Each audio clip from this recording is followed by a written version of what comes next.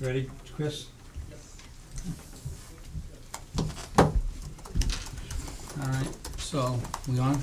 Welcome, folks, to the February 28th, 2017 meeting of the Cohasset Board of Selectmen. This evening, we're gonna have one member who is going to be participating by remote. That'd be Selectman Steve Gomer, and then our rules require that I announce that at the beginning of the meeting. Steve's not sitting there, but he's on the telephone right over there, and he can hear us and he'll be able to speak remotely, so I'm letting everybody know that. And also, when you are involved in a remote meeting, all of our votes will need to be done by roll call, so the board can be advised of that.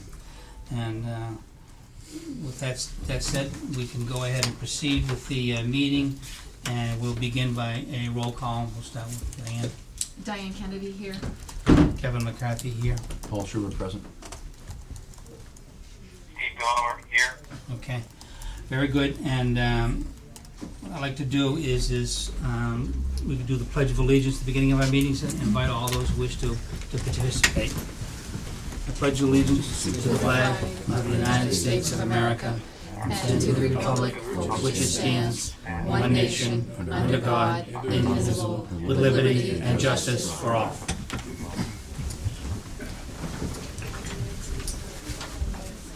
Okay, first on our agenda, are public comments, and are there any public comments for any items that are not on the agenda for tonight? Public comments? Okay, I don't see any. First item on the agenda is the continuation of the hearing of the entertainment license.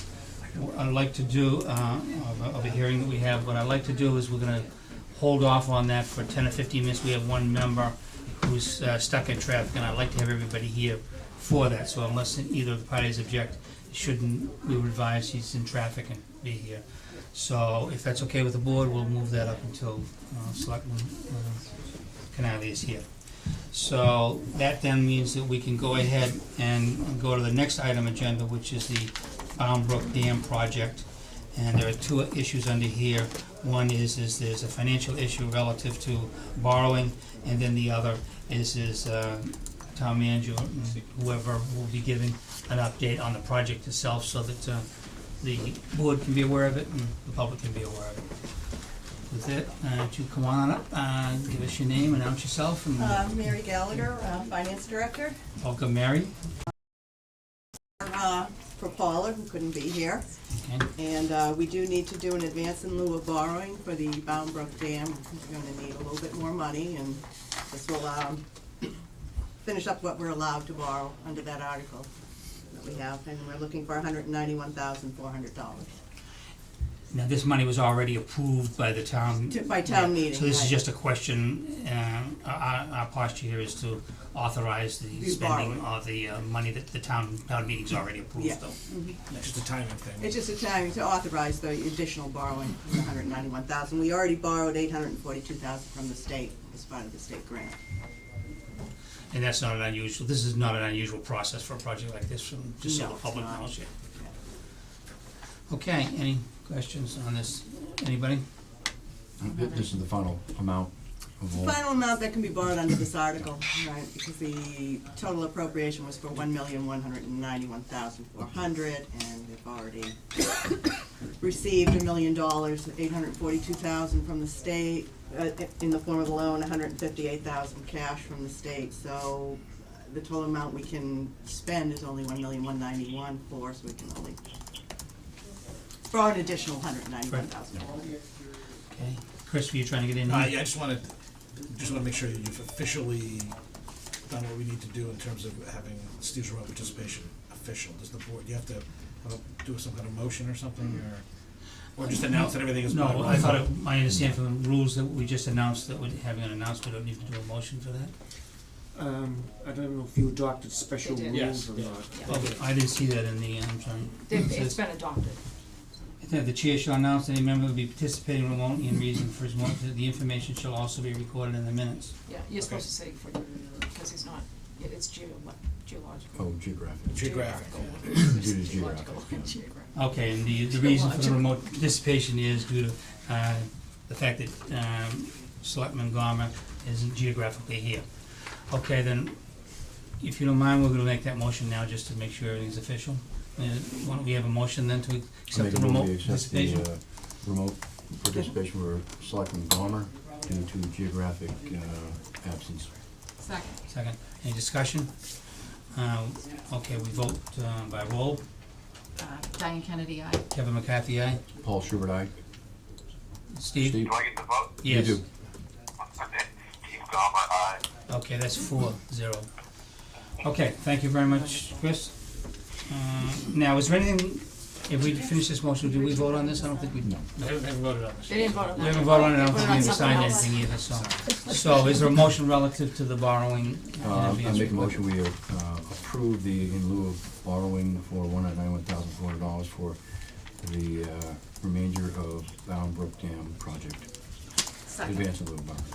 Motion made and seconded. Any discussion? Okay, roll call vote. Diane Kennedy, aye. Kevin McCarthy, aye. Paul Schubert, aye.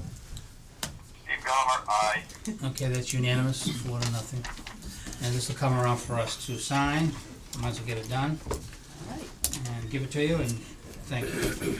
They can spend the money. You can go for it, and We need to. Yeah, unfortunately. can just 3 of us sign this, because obviously Steve Yeah, can't sign majority. it. All right, Thank you very much. thank you very much, Mary.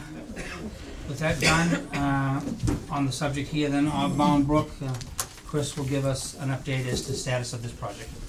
Thank you, Mr. Chairman. I just want to give a quick update on the Bound Brook projects. I'm passing around to you for some pictures that are also being posted to Facebook, so everyone will be able to see them, if not tonight, then tomorrow, which, just an update on some of the recent work, including pictures of the new culverts being installed.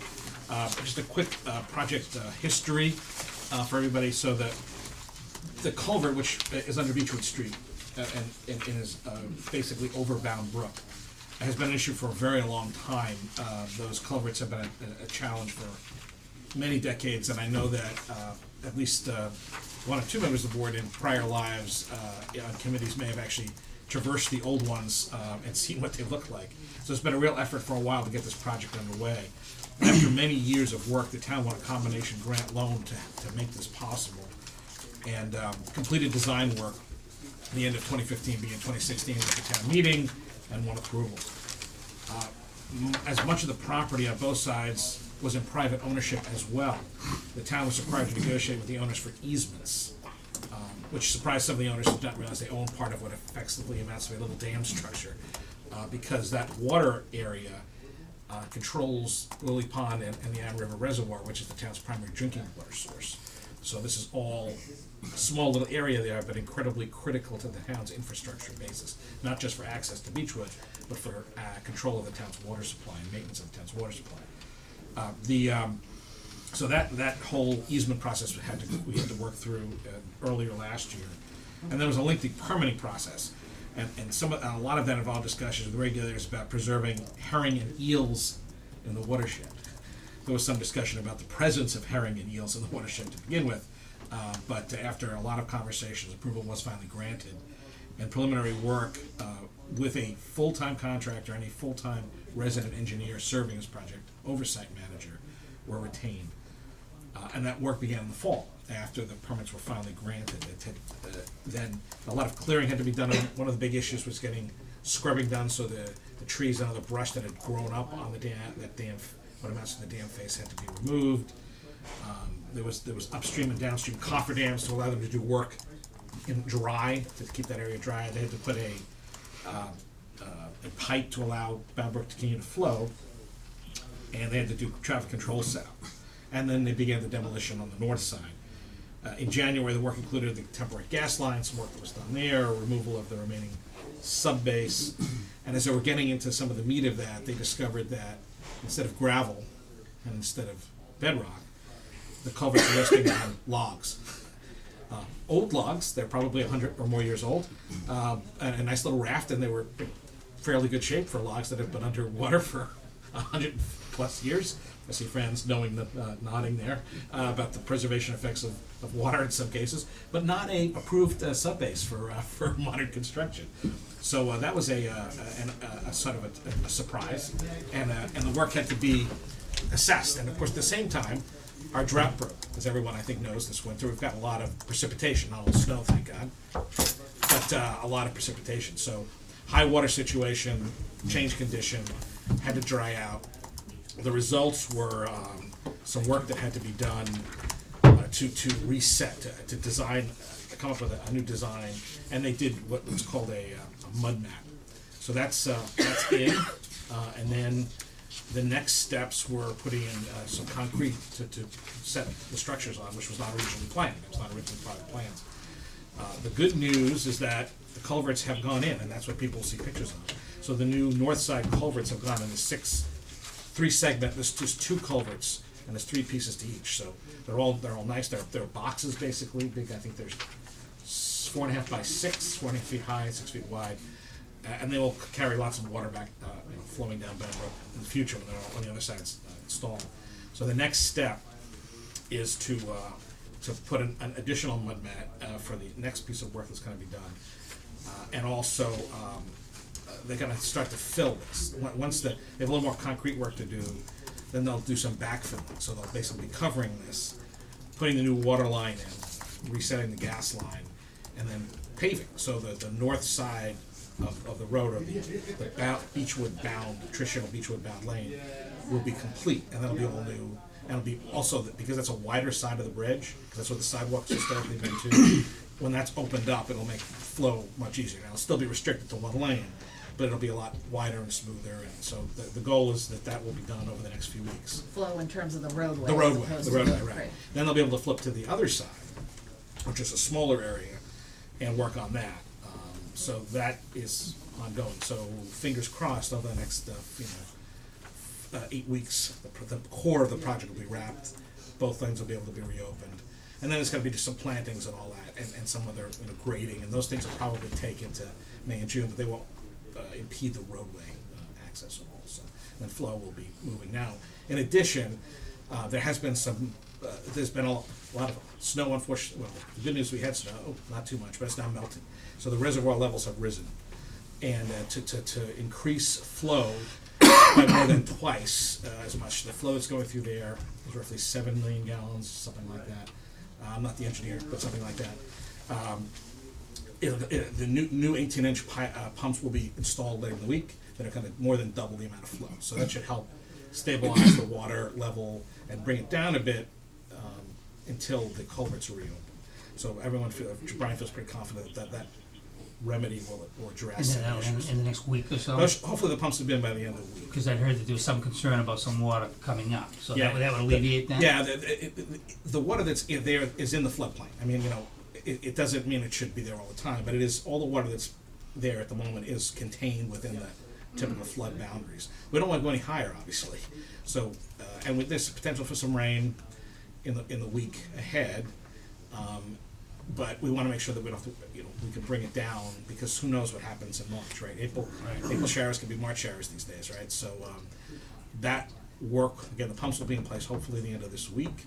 The new pipes, they'll be the same, it's basically the same locations, but they'll be able to pump a lot more water. So more than twice as much water is currently being moved. So that'll help with any of the water that's backed up. So that's kind of where we are. So we'd be looking for the project to be done in 2 months? Well, the primary. Without any promises, I Yeah, right. guess, The goal at this point, with the weather getting better and everything moving better, and again, this now we know that to expect on the other side. They already know what they have to do.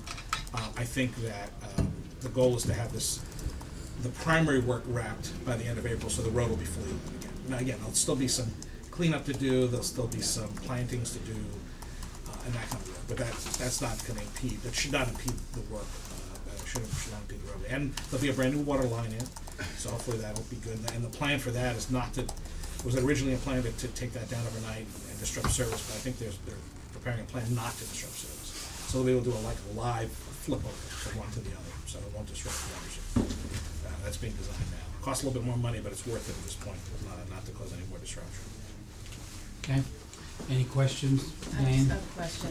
Sure. Just because, as you know, there was a weekend where there was some concerns being, delivered to the selectmen via Facebook, and, you know, I'm on a chairlift and my phone's ringing kind of thing. So I don't know whether, because a lot of the neighbors see this every day, so they see something out of sorts and they get concerned and they want some immediate assurances. Is there some communication channel that we can suggest?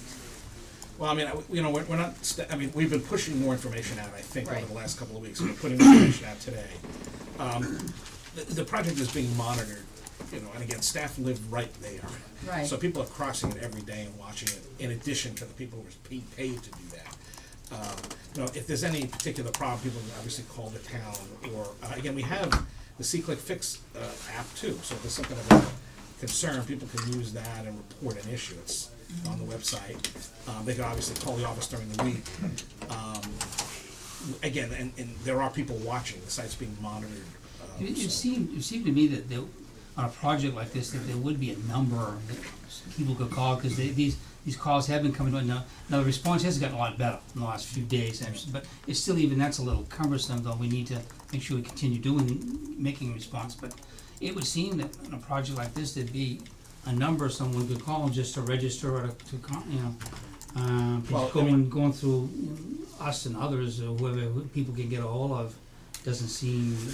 Well, there is no Satisfying. 24/7. I mean, you know, if there's a real emergency, there's That's 911. Right? 911. That's what I was Um, Short of that, there are people on site, and we have, you know, people, you know, emails are regularly monitored. I mean, people should expect a 5-minute response. I mean, people Right. do have lives on weekends too. It's just routine, you know, but it is being watched. I mean, again, I want everyone to understand that this is being watched. There've been some challenges. There's no question there's been some challenges with the project. The good news is that there's been some real significant progress made. It's moving, it's looking good, and, you know, knock on fake wood. I do want to We got real wood here. Yeah, I'd emphasize the C-Click Fix that Chris mentioned. I mean, that's an app that I've used it myself. You know, you can quickly take a picture and it gets phoned right in, and the response on that is fairly quickly. So I want to make sure that I say that to the public, and if you're not familiar with it, can they call? Yeah, Yeah, absolutely. to get Call the some office, direction. we can help them out. Again, there's a, you know, there's a general email, townmanager@cohassetma.org. So that's, I want to sort of list these things, so there's a C-Click Fix people can use. And Right. if you need help getting to it, call Town Hall and you can get some guides. It's a very simple thing. People There's can- the phone, the email address to use would be. townmanager@cohassetma.org. It's on the website. And that, again, it's not just read by me, it's read by others, which is good. Which is good. I mean, people should know that. I don't think that's generally known. Yeah, so that's a good email for, you know, general constituent concerns. We use that as the official email now. Right. And we were still getting stuff from 3 town managers ago addressed it. So it's crazy. So those are two It's high things. timing. What's another thing people can use? People can call, I mean, Call the during office. normal work hours. They can call the And if office. there's an I mean, if there's, you know, if there's, you know, really something Major crazy breach going or on, something, right? yeah. And by the way, if somebody has had a concern about their vehicle or something, and they wanna file a complaint, they can do that through this office too. Okay, so and that's, that's I'm gonna get to regular that number next. for So we're done with the contact points, right? There's those three for sure. So then, yeah, the issue has to come up. People have, and those are legitimate a lot of times, or, I mean, those things happen during construction things. So who do they call in Town Hall? They call this office and we Well, would then take they care call- of it. they call the this town office- manager's Call the office? town manager's office. Jen in my office handles most of those, and then she'll run them through the proper channels. Okay, so if someone has an automobile or an issue, claims are followed in instances like this, call the office, ask for Jen, and you'll be then given the guidance, and procedures to make that. Because as you know, I've had several emails on this, so I want that word out there too to the public, and hopefully it can be publicized or whatever, so that they If can. people go slow, I know it's a pain. I've driven it over myself many times. If you go slow, you'll be okay. Yeah. I know that people want to beat the light and all that, but you know, it's not worth trying to beat the light to skip over and hit the wall. Well, I think that does, Or get 'cause stuck. I think that does need to be said, because I mean, I've been there a few times and gone over this, and the bumps on either side are fairly steep. So if you you do have to really slow down to slow as you can pretty much go, because if you go over those bumps at any speed, you're gonna fly. as part of it, so I would wanna emphasize that, because, I've seen that in action. They serve as speed bumps, they're not supposed, I mean, by the way, that's where the pipe is going to make sure the water flows, right? I mean, people have to understand, that's not there purposely to slow people down, it's there to make sure the water is flowing, so that people upstream do not have water problems. You know, we've had a long stretch where we didn't have enough, now we have a little bit too much. We gotta balance that out. The fish can have their water at the other end of Bound Brook, and Situate can have its share. But until this project is fully done, people just need to be a little bit patient. Now, when the new road is paved, it'll help. There'll still be some bumps while the pipes are there, but it'll be wider and smoother, and you know, hopefully we're only a couple weeks out of that, and that north side will be done, and it'll be good. So it'll feel a lot better, but still go slow. Yes. Anything else?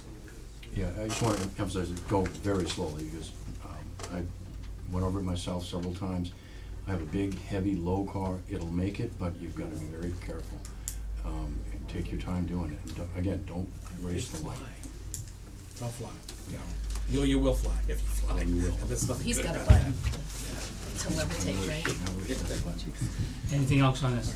I do want to say, though, to remind sort of people too, that on a positive end on this is a 100 and some odd year old bridge. It's a critical part of town, it's a critical part of the waterway, and we've gotten a grant of $1 million from the state, which we're fortunate enough to get, so that at the end of the day, which should be in a couple of months, we're gonna have a brand new, not laying on logs, but right on concrete, secure, much safer, better, sturdier bridge. And I think that, you know, everybody's gonna be pretty happy we did this, getting through this. But doing construction in a town like Cohasset that's 350 years old, as lovely as we always say all the wonderful things are, you run into things like this occasionally, like you find out your house is built on logs instead of concrete or whatever it is, or a bridge is, and it's it's just a part of what our life is here. But in the end of the day, I think we're gonna have something much bigger and safer, and I wanna emphasize that. Can you just check with Steve, make sure he doesn't have anything to say? Yeah, Steve, you know you can pop in anytime you want. I can, I'm following along. Yeah, just say when you wanna speak. Discussion right now. I can, Yeah, if I you guess, want I recognize you, you're not, Sam Wakeman, capital budget. We estimated the original cost at $1,191,000. Is this project going to exceed that cost, and if so, by how much? There have been some costs that are, some hard costs that are gonna have to be met. I think Brian has met with your board to discuss it a little bit. In fact, I was there at one of the meetings, but that's still being assessed. So yes, there will be additional costs. Do you have any estimate about how much? Not right now, no. Okay. Because we're trying to assess exactly how that should be managed. is also is how it would be allocated too, right? Well, correct. When you say manage, you know. Yeah, I'm being very I understand, judicious. judicious. But there are change orders. Brian, well, those are still being assessed too, but there's been, having to put concrete and mud mats were not originally the thing. They cost money. I mean, it's not frivolous, it's a necessary expense, so there had to be basically a quick redesign for some of that. You know, so there's gonna be some real costs. And there's been some water control issues too, which were not anticipated. How those are all gonna be satisfied, we're still assessing. But and we'll, believe me, Sam, we'll get a full update as soon as possible. We were talking about it just today. Okay, anything else on this? All right, we'll set with this update. What I'd like to do now is we had gone over the hearing license, the complaint, we're gonna wanna reopen that here. Do I need to read the? No. You probably should mention it. And wanna note that we now have all five of us here, as we've been joined by Selectman Canali. Roll call for Jack. He'll need a roll call to show that he's here. Would you please roll call that you're here? Jack Canali, present. I guess you can, thank you, okay. All right, so what we're gonna do at this point here is invite whoever's, both parties, you Sure, thank go on up, but I'll make a couple of comments. The posture we're at here, from what I understand, this is a continued hearing license, hearing on the complaints regarding noise and disturbance at the Cohasset Harbor Group LLC, DBA, Cohasset Harbor Inn, 124 Elm Street in Cohasset. Now, when we met here last time on this hearing, we had left in the hopeful expectation, I believe, and hope, I think all parties had it, they would work out corrective, where the differences were, and work out what measures might be taken to satisfy all parties relative to the license, and I think what we were hoping this evening was to see, hear what the result of that discussion and negotiation and resolution was, and then move on from there, and that's why we had this just scheduled for 15 minutes. I think we all pretty much anticipated that.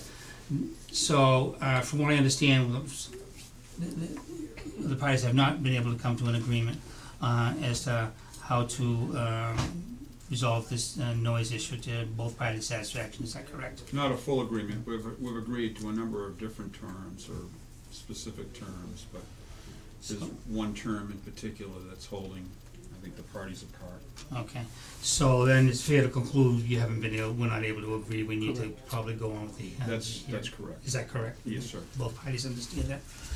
So then, if that's the case, then what the matter before us would be is for the selectmen to take up, one, to decide, and we'd have to vote on this, I believe, to continue this hearing to a set date, which we'd all could get out our calendars and check. And then at the same time, I believe we also have to agree to continue the license, because the entertainment license for this establishment ceases tonight, so. That's correct. Those are the two things that we need to do, and I would anticipate if the board did decide to do that, that we would have this hearing whenever we set it, and then we're gonna have the hearing without any further, I don't think we wanna have any further delay on this. This is our third time on this, and move forward, okay? Is that correct? Is that, any questions? I guess my only question, just more for everybody's information, is why we wouldn't continue the hearing tonight, why we wouldn't go forward. I mean, not continue in the postponed sense, but why aren't we having the hearing, having the meat of the hearing tonight? Right, well, as the chairman indicated, there was the expectation that we would be reporting back tonight, because we had made good progress at the last hearing, and we've had numerous conversations back and forth with Mr. Lawler and myself, that we'll be presenting to the board a resolution of the matter. Unfortunately, that did not materialize until it was clear, until just within the last couple of days, that we're not gonna reach an agreement here. Board, having anticipated, however, that we would have reached the agreement, which was a reasonable expectation, scheduled 15 minutes on the agenda. The resumption of the hearing would involve more time than that, while the town has presented a good portion of its case. There's 3 police officers that need to testify, which I think will be very quick testimony. And then, most likely, the town would be resting, and then it's up to the licensee through Mr. Lawler to present their case, and then the board will make a decision on it.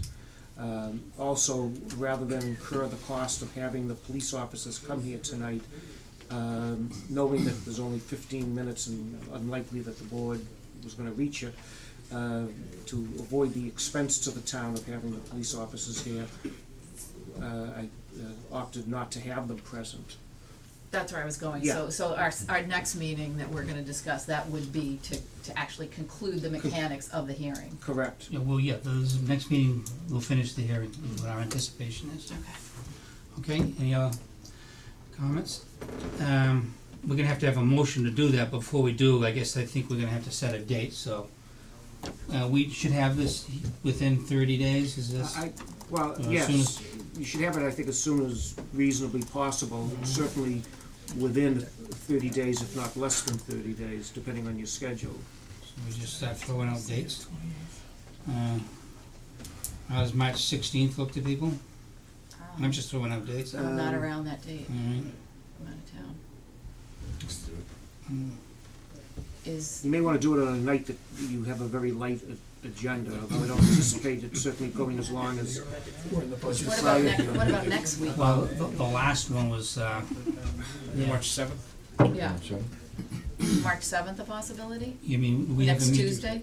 We do not have a meeting. I can do it. Yep, I can do it Tuesday. Jack? I'm okay. Steve? Steve?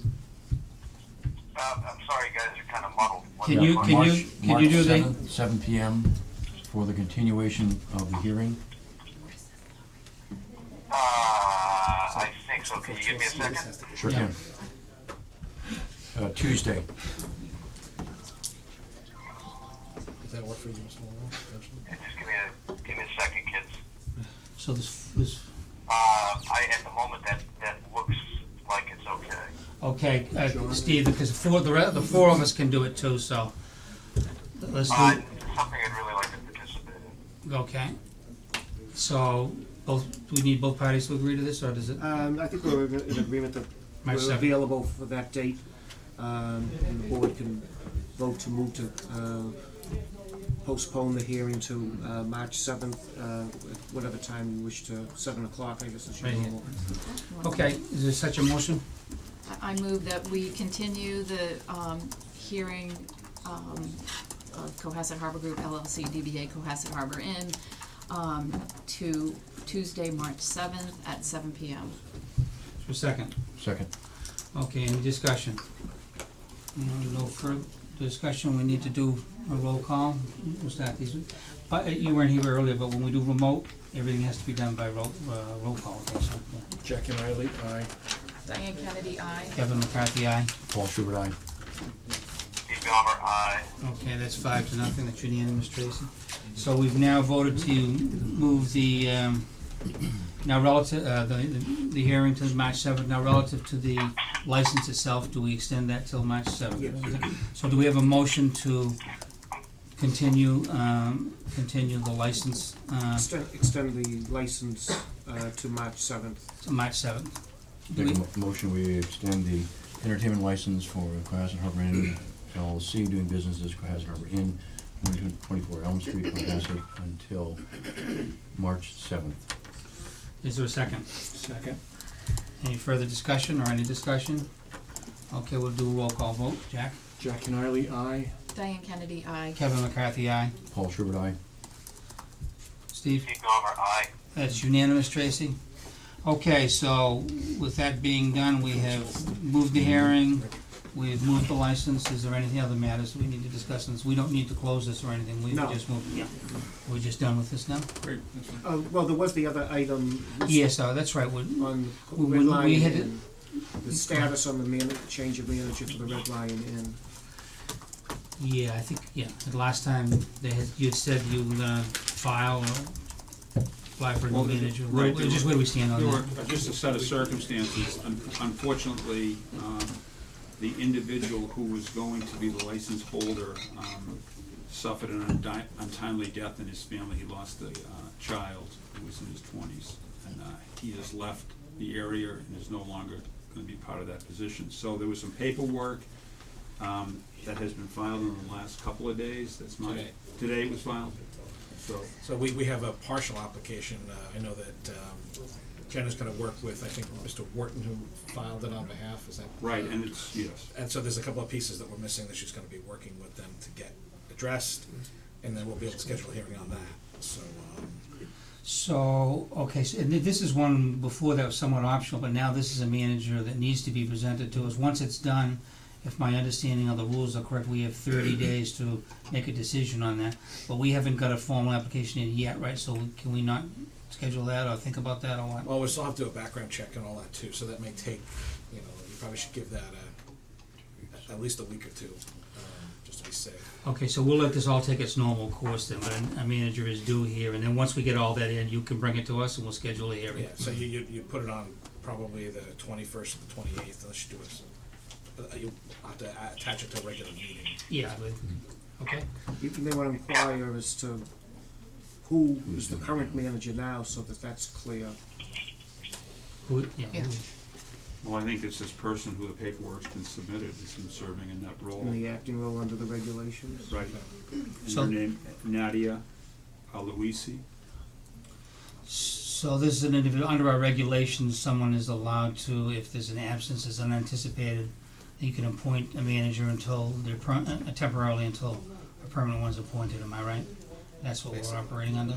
Is she the one that has been the paperwork's in for a permanent status? Yeah, she's the one who's, Okay. yes. It was just delayed because of the situation. in her Yeah, family. yeah, no, it wasn't her family, she's a different applicant. That's a different. Oh, I see. Yeah, she's a That's a whole different So- person. Got it. Yeah, he's out of the picture now, the other person. So, yeah, we have her, again, Jen's gonna be working at that Right. application.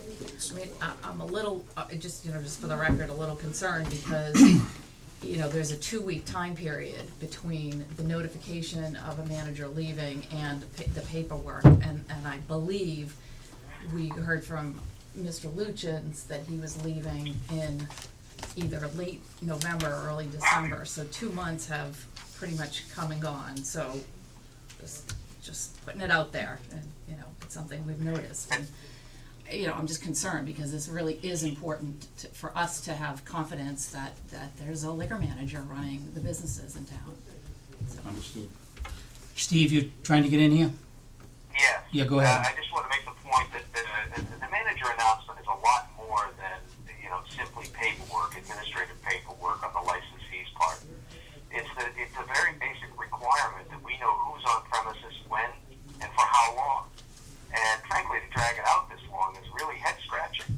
It shows to me that there's not a whole lot of attention paid or seriousness given to the very basics of operation. So frankly, I don't believe it is it's either reasonable or prudent to let this drag on a whole lot longer. Okay. So, and we should have this manager presented in the next few weeks so we can hope resolve this, is that correct? Yeah, well, I said, That's what we're hearing? once we get the paperwork complete and we start running the background check, we'll go on as soon as. And we'll go on our next agenda. Are there arrangements made to get the complete paperwork? Jen will be working with them, Mr. Wynn and Jen did speak today, and she did reach out, she'll reach out again tomorrow to make sure that everything's all set. So, Okay? Can I Yes, just make Jack. one point? Mr. Chairman, I'm getting reports that Atlantic is not keeping regular operational hours, and I'm concerned about that, and I'd like to address that with council and see if he can come back to us on the 7th with a report as to what kind of hours they're keeping. I've had more than 4 phone calls on that. People call in, ask if the place is open. They say yes. When they show up, they say, no, we're closed. Which is a violation of their liquor license, as you know. So, okay, so we're asking I'd just for like a a report. response. Okay. I'd like a response from Will you be able to council. do that, Counselor? Oh, absolutely, I'll bring the manager I'll get you- of, Atlantica, Okay. that's Michael Wharton. And we'll talk about this on the 7th then? Okay. The day of the hearing as well? Well, I mean, Can we've we got do a that on lot the on day our of the plate, hearing? if you wanna do that, Yeah. that's fine. Well, I think squeeze it in that night at some point. It's not doesn't have to be a scheduled okay. thing, but we Also, put on the too, agenda that it's something that's gonna be discussed and, I also think too that later on here in our agenda, we're gonna be looking at how we're handling these kinds of things, because I think that to address what Jack's hearing, is we need to look at our regulations and procedures so that we get into a dialogue or something quicker, so we're gonna discuss that later tonight too, because this is not acceptable the way this is going. just in general, the discussion later in the agenda. Yes. Yes, it's on the agenda later, it's not on this item, it's not on this particular business. Steve, you're trying to say something? No, it was a question, Kevin, because it's a bit muddy and hard to hear, but I believe Jack's question was with respect to operational hours for Atlantica. Is Yes. that right? Yes. Okay, so I want to echo that.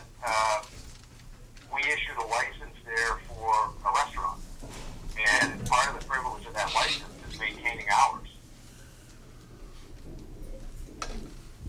Yes, that point's been taken, so we're gonna. We've asked for a response, Steve. We're gonna get a response on that, Steve, but we won't. Okay, thank you. Yeah, you're welcome. Anything else on this?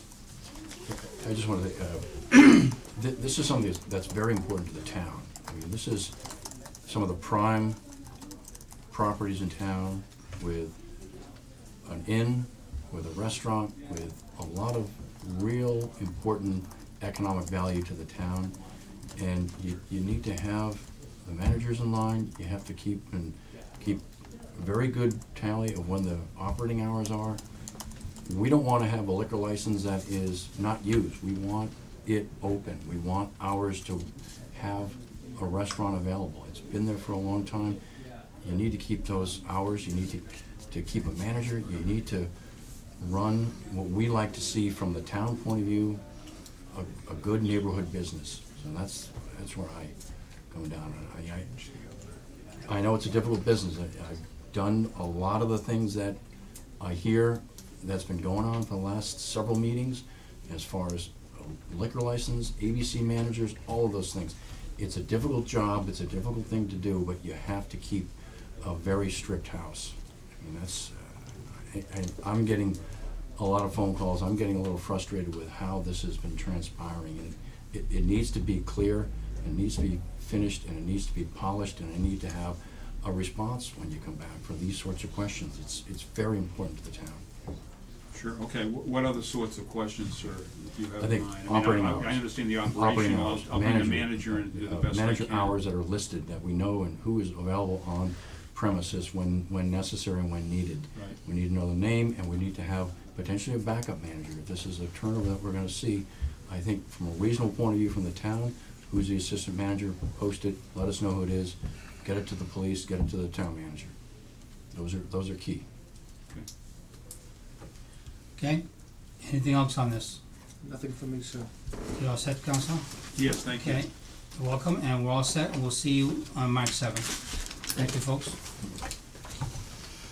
All right, the next issue on our agenda is the report on the town hall renovation, from the Town Hall Renovation Advisory Committee. Whoever's presenting, please come up. Identify yourselves. So I'll begin by officially introducing. So the selectmen have made it a priority of moving the town hall project to a resolution point, and or just a decision point, I would say.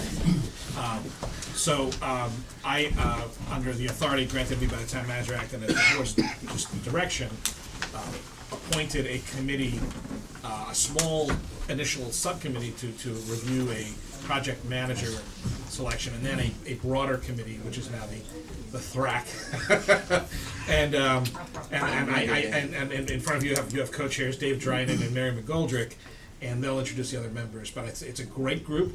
It's been a real pleasure and privilege to work with. We have a lot of work ahead. And Brian Joyce and Susan Bruce, who's here, has been additional staff who've been really making this go. So I want to thank everybody for all the work done and all the great work that'll happen. And I'm going to let them speak. Okay, would you introduce yourselves, and then go ahead, and you're gonna make a presentation relative to the update from the incident, part of it's there, and introduce anybody who'll be speaking, and you're warmly welcome, nice to see you, and thank you in advance for what's a lot of work that you're doing for the town on a major project in our iconic building, so we really do appreciate the effort you and your committee are putting into it. But, go ahead. David Dryden, And Mary McGoldrick. and some other distinguished members here, Sam Wakeman, Fran Collins. We have our owner's project manager, Shane Nolan from Daedalus, which was an earlier decision process that we went through, and Carolyn Coffey, and you heard Chris mention Susan Bruce. So we've been at this now since November. But we thought we'd give you a little overview by taking you through the PowerPoint that Mary created.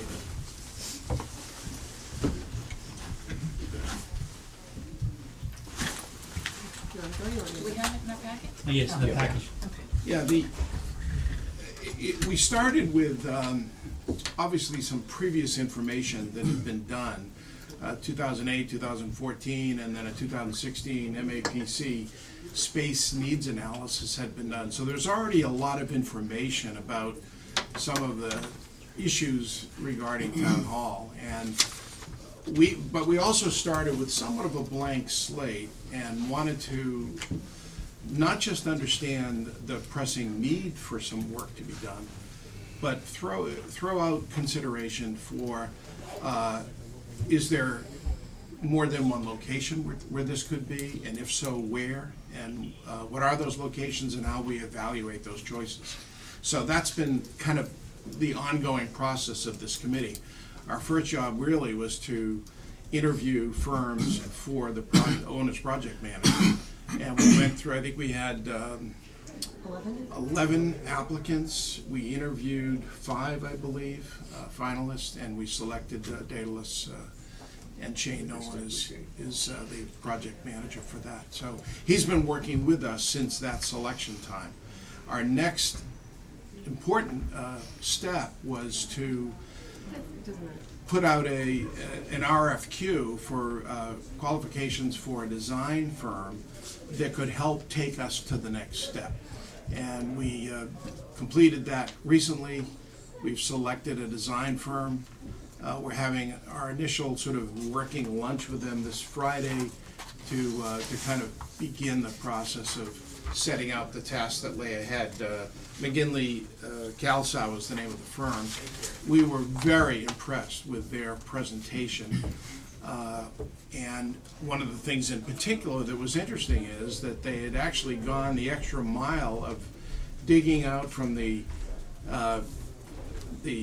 historic records that are stored in the archives building in Boston, the original plans for the trusses that were installed, which have become sort of a story of how the second floor became less usable historically. So anyway, we were impressed with them. They have lots of experience. You'll see on the board here a number of town halls and many repeat municipal projects in towns. And they gave a very impressive presentation. So we were unanimous in our selection of this group. And this, to sort of lay terms here, this is the group that's actually gonna develop the actual designs that'll be used for the construction of the new town hall, is that Right. just a, I think when the process began, we knew we were getting into it a little late in the calendar to consider something substantial being completed by the Springtown meeting. And in fact, that was one of the questions that all the applicants were asked, is it reasonable to even meet such a deadline? And, I think realistically, we felt that that's not achievable. I think what is achievable is that they can begin to help us narrow down site alternatives and have a more formal evaluation of those. Shane has already provided some information that is a sort of a standardized system for weighing the pros and cons of various sites. In the end, though, I think we've been trying to ask the question, and this is when it comes to public meetings about this, where do you want town hall to be and why? Is it important to be on the historic common? And if it is, if that ends up being the choice, that will sort of drive the decision in terms of the process of renovation. We have a unique historic building and a rather crummy addition that was put on that is actually in worse shape than the original town hall building. So we've looked at town-owned land, we've looked at privately owned parcel, we've looked at the possibility of considering at least a sort of a campus idea where could there be a structure maybe perpendicular to the library and have a kind of a campus effect with the senior center, town hall, and library all there. There are issues with every one of the locations regarding whether the space is adequate, whether it's too disruptive, whether or not, and regardless of the choice, it will involve displacing employees during a period of construction wherever it happens. So these are some of the issues that we've been wrestling with. We've done our own kind of pros and cons discussion about the various sites, but I think it'll be a really important part of the public arena to have those conversations and really get a sense from people of, what do the townspeople want? So one of the things that we'll be doing on this Friday as David mentioned, is when we have our kickoff meeting with the architectural firm, is sitting down and really taking a look at some of the site criteria, and Shane helped us put these items together for evaluation, and really trying to hone in on a little bit of that. One of the other things that was really attractive to us about the architectural firm was because of their extensive work in rebuilding town halls and working with communities and working with CPA funding, they're very experienced in terms of, I don't know if you wanna call them focus groups, but getting the community together, interviewing stakeholders, both employees, community members, members of the Historical Society, to really get some impact or input and feedback on what the town wants to see. So Mary, on Friday, are you actually gonna look at data, or you're just talking about the structure? We're going to define the criteria by which we'll measure the data that we get. And it would seem that if you're considering moving the location of the town hall from where it's been for a while, that there'd be a very thorough, opportunity for the public to, in the community, to give their input. And you're talking about that through focus groups, forums, polls, or some kind of polls, but I mean questionnaires. And the design team would help lead that discussion. Initially we felt as a group that it was important to throw the question out for consideration, should or could town hall be somewhere else? Because we felt some citizens might very well ask that question. Well, did you consider that? Or why isn't that place cheaper than rebuilding where you already are? So we felt those questions should come up in a public forum, and it's better for us to anticipate them, I think, and have good answers for, well, we considered that, and these are the 6 reasons why, in the end, we did not recommend that, Yeah, it's really just part of our due diligence, I think. Right. Paul? So a question, of the towns that had a lot of the work done on different building sites and multiple projects, how many of them were a brand new town hall in places that already had a town hall? So new structure, new location. So a lot of them are historic renovations. Needham Town Hall in particular, and they have a fabulous website if you're interested and curious, and they actually also through their town website have a list of every document that was produced during the renovation project, so it's very informative. They put a new addition that mirrored the original town hall adjacent to it and connected it. So they've also done some work like that in terms of, I don't know that any of these town hall structures are brand new construction, that I'm not sure. I think there are a couple that were new, but most of them were rebuilding historic structures.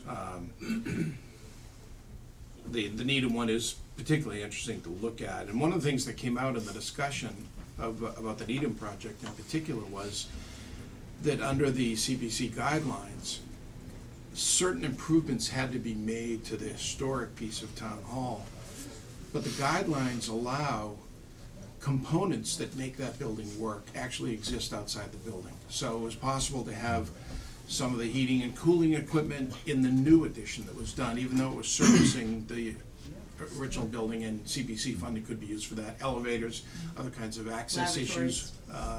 So that was, and this particular design firm seemed to really be the only group that kind of focused on that as an important consideration if you end up doing something connected to that historic piece.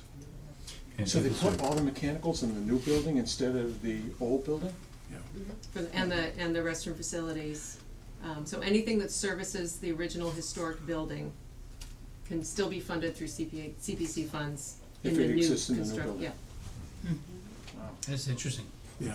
And is that possible with a brand new building? I'm sorry, what? Would CPC fundings be allowed for a brand new building? No. No. Have you start? Only if it's an extension of a historic building. Or somehow attached to it somewhere. Yeah, yeah. Rope. We can go to the last slide. Oh, there it is. Oh, all right, there we are. So as Dave mentioned, what we're looking to do is get all of our ducks in a row so that we can present at a potential special town meeting date in the fall. We would be putting an information table at the Maytown meeting for people to, look at and have access to and answer questions. And as we said earlier as well, the next steps will be our meeting this Friday, to talk to the architectural firm. And we'll, at that point, as well as defining the criteria, we'll also get our projects, scheduled down. They had submitted an original project timeline for us, which obviously is a little, everything got thrown off a little bit by snow days and all kinds of things, so. So this could be, for the fall meeting. This is what generally where you're targeting it at this point. That's the goal. Targeting for literally funding for construction drawings or Yes. for full Yes. project? Okay. Yes. So the project would be proposed to the town, explained to the town, and if they accepted it, then they'd authorize the funding to go forward to develop just the plans, not to build a building at this point? Correct. Or is that a separate, and then once, I don't wanna get ahead, and then once that's done, there'd be another meeting for the funding and approval of the plans, is that the idea? Yeah, they'll go through the design and schematic and sort of, once there's agreement on that, then they can move forward with all the more detailed construction documents and do all the cost estimating. I would assume the documents they did for the Old Town Hall are reusable, right? Yes, Okay, yeah. so It is- you're looking at doing the new They drawings? have to be updated a little bit, but most of what's in those reports is still true and Is useful accurate. still? Yeah. And it is important too to remember that the 2008 study and the 2014 study, that's not money wasted. There's a lot of valuable information in there that they'll be using. Thanks for saying that, that was gonna be my question. 'Cause Is there I mean, that any is what money- is people there say, any money didn't we left? already spend all this money? Absolutely, and it's, but it informed all of the Everything firms that that came in you're- to speak to us, it informed That's all what of we're the using for conversation, this. it gives That's you a why we little don't have to heads be up, funded. and Yeah. so it's Great. all good. We're actually using saved money for this project right now. How wonderful is that? Okay, Terrific. go ahead, anything else? No, we just wanted you to know where we are at this point in time, and anyone's welcome to come to lunch on Friday. It's a bring your own. Bring your own. Where are you at on Friday? I think we're meeting in the Downstairs. basement room. We're In the trying to underscore the needs of the building as we meet. How pathetic is that? It's good, Can't see and, my son. You know, what time, noon? Noon. and so then if the, if the track went that way and then there was an approval at next year's town meeting of the actual building, then construction would start or whatever, or renovation, right after that, and then maybe be done within a year, or 6 months or whatever. Yeah, I think Not 6 months. I think 12 to 18 months is Well, anyways, reasonable. go through whatever the normal Uh, construction period is. and ideally, there'd be some growing momentum to be ready for The 250. 2020. Yes, the, That would be nice, so yeah. that's the end game. the important celebration coming up here. And the public's invited to this meeting Friday, so let's, It is an open meeting, it's a small room, oh, okay. Well, but we have yes, planning board there. There's it's enough. an open meeting. You get crowds. That's right, occasionally. Okay, anything else on this? No? Thank you. Anything else on this? That's Steve, the you all set? update. Thank you. Appreciate the work. Okay, thank you very much. Everyone. Very much. Thank you. Very Very exciting. much.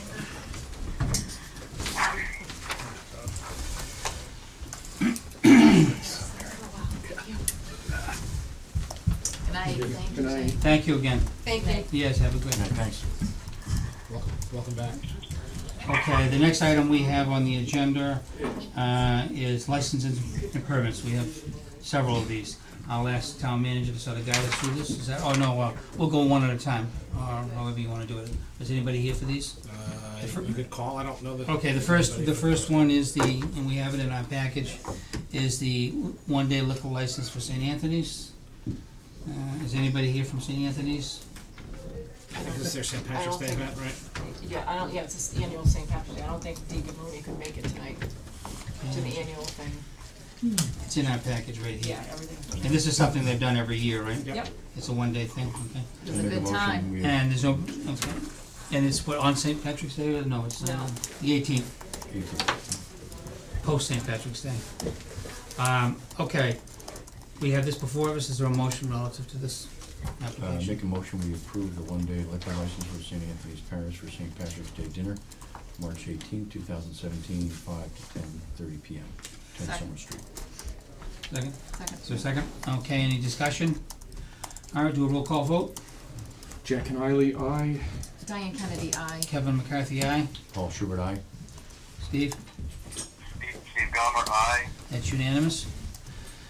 Tracy, the next one is a one-day liquor license for the Carriage House Nursery. This is Not for the kids, though. Kids are buying a keg, or what's going on there? Kids are lazy. That's what it says. I read that right, didn't I? Yeah. Well, why don't we have some discussion on that then? About that. Is there anybody here for the, from the Carriage House Nursery? I think they're doing an annual fundraiser. It is, what it they're doing. is, that They're is gonna the be checking description, IDs. that's For the on their parents, for the application. parents. Make sure they're checking IDs, right? Annual fundraiser. Yeah, hopefully reach a height limit. Right. Okay, any, no one's here for that? Is there, we've done this in the past as well, right? Is there any motion relative to this? I'll make the motion to approve, a one-day liquor license for the Carriage House Nursery School for Saturday, April 1st, from 5:30 to 8 p.m. So second. Second. Okay, any discussion? Roll call vote. Jack Conley, aye. Diane Kennedy, aye. Kevin McCarthy, aye. Paul Schubert, aye. Steve? Steve? Steve? Steve Gomer, aye. Okay, that's unanimous. The next one is the entertainment license for SRK Enterprise DBA Perch 143. Anybody here for that? Come on up, sir. Introduce yourself. Explain what it is that you're asking for.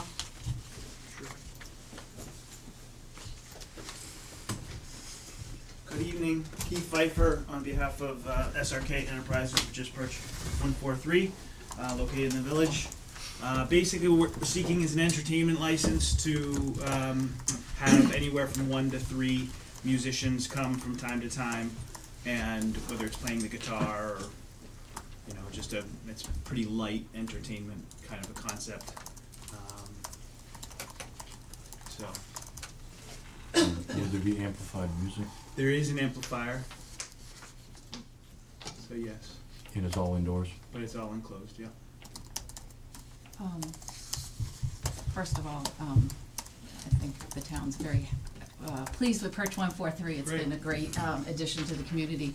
I don't know whether whether we have to notify neighbors or anything, because I remember when we were originally talking about the restaurant opening up, there was some concerns about noise for whether That it's was the back. constructions, yeah. Construction noise and just, I know there's apartments, but I believe they're in a separate building. Could Yeah, you they're a just- pretty separate building.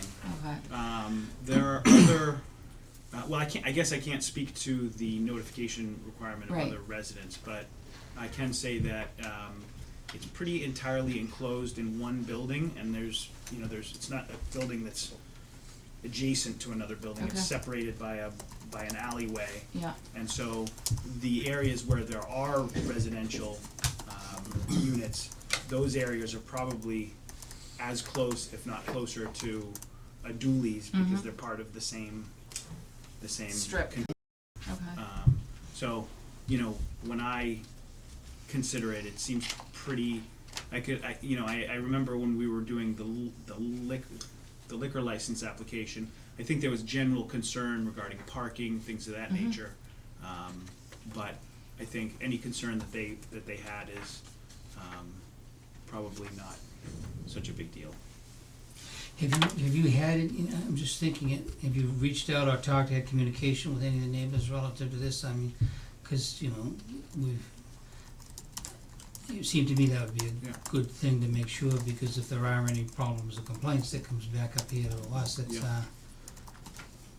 So I can certainly speak to Sean Cunning, who's really the neighbor that would be affected. Right. But my guess, after having many conversations with him about, various aspects of this, but not necessarily this particular aspect, is that he wouldn't have a problem. yeah, we just wanna make sure it works well for everybody. I think, based on our experience we've had in this area, it's good if they have someone that, that they can contact to Yeah. in your establishment if there is an issue, so that, it doesn't, things don't get carried away. And they absolutely do. You know what I'm saying? Everyone- yeah. Communication with these neighbors is important.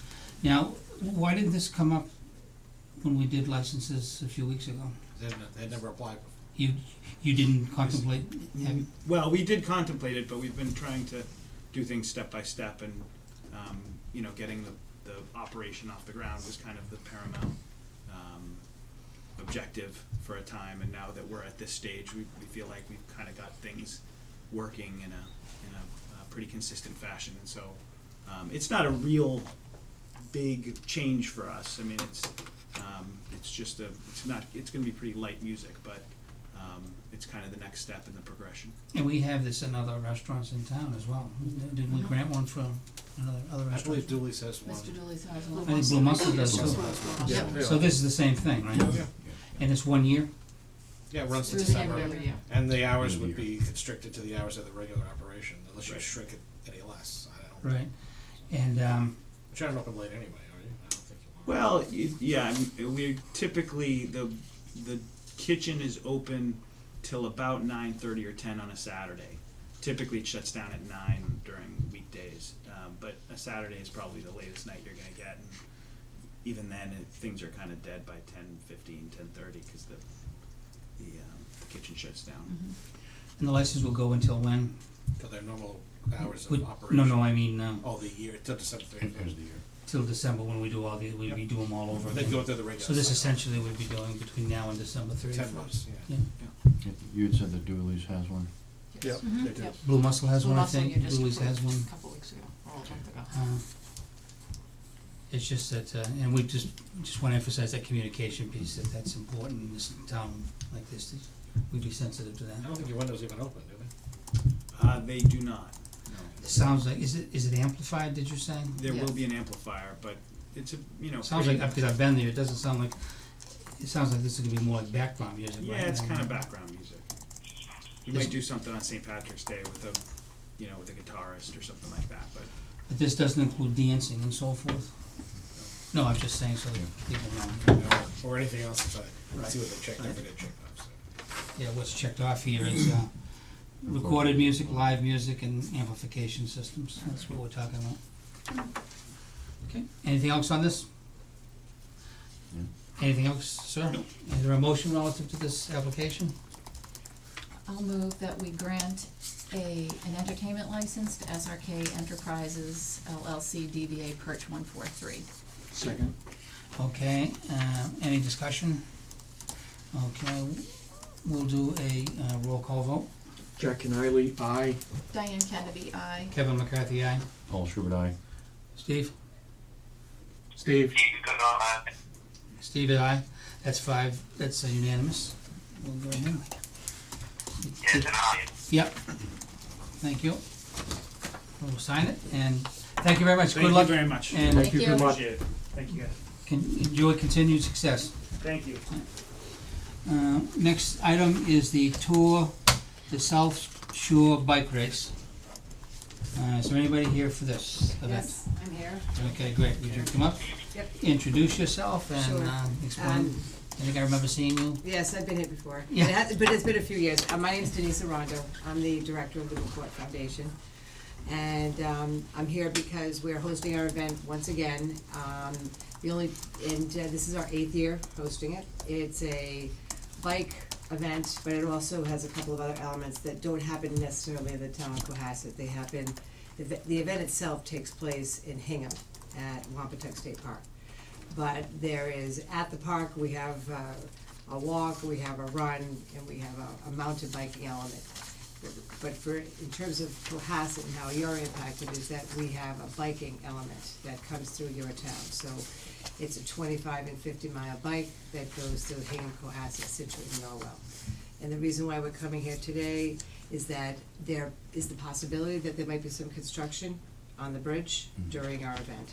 So what we've done is I've worked with Sergeant Trainer and Chief Sylvia on an alternative route, which you have.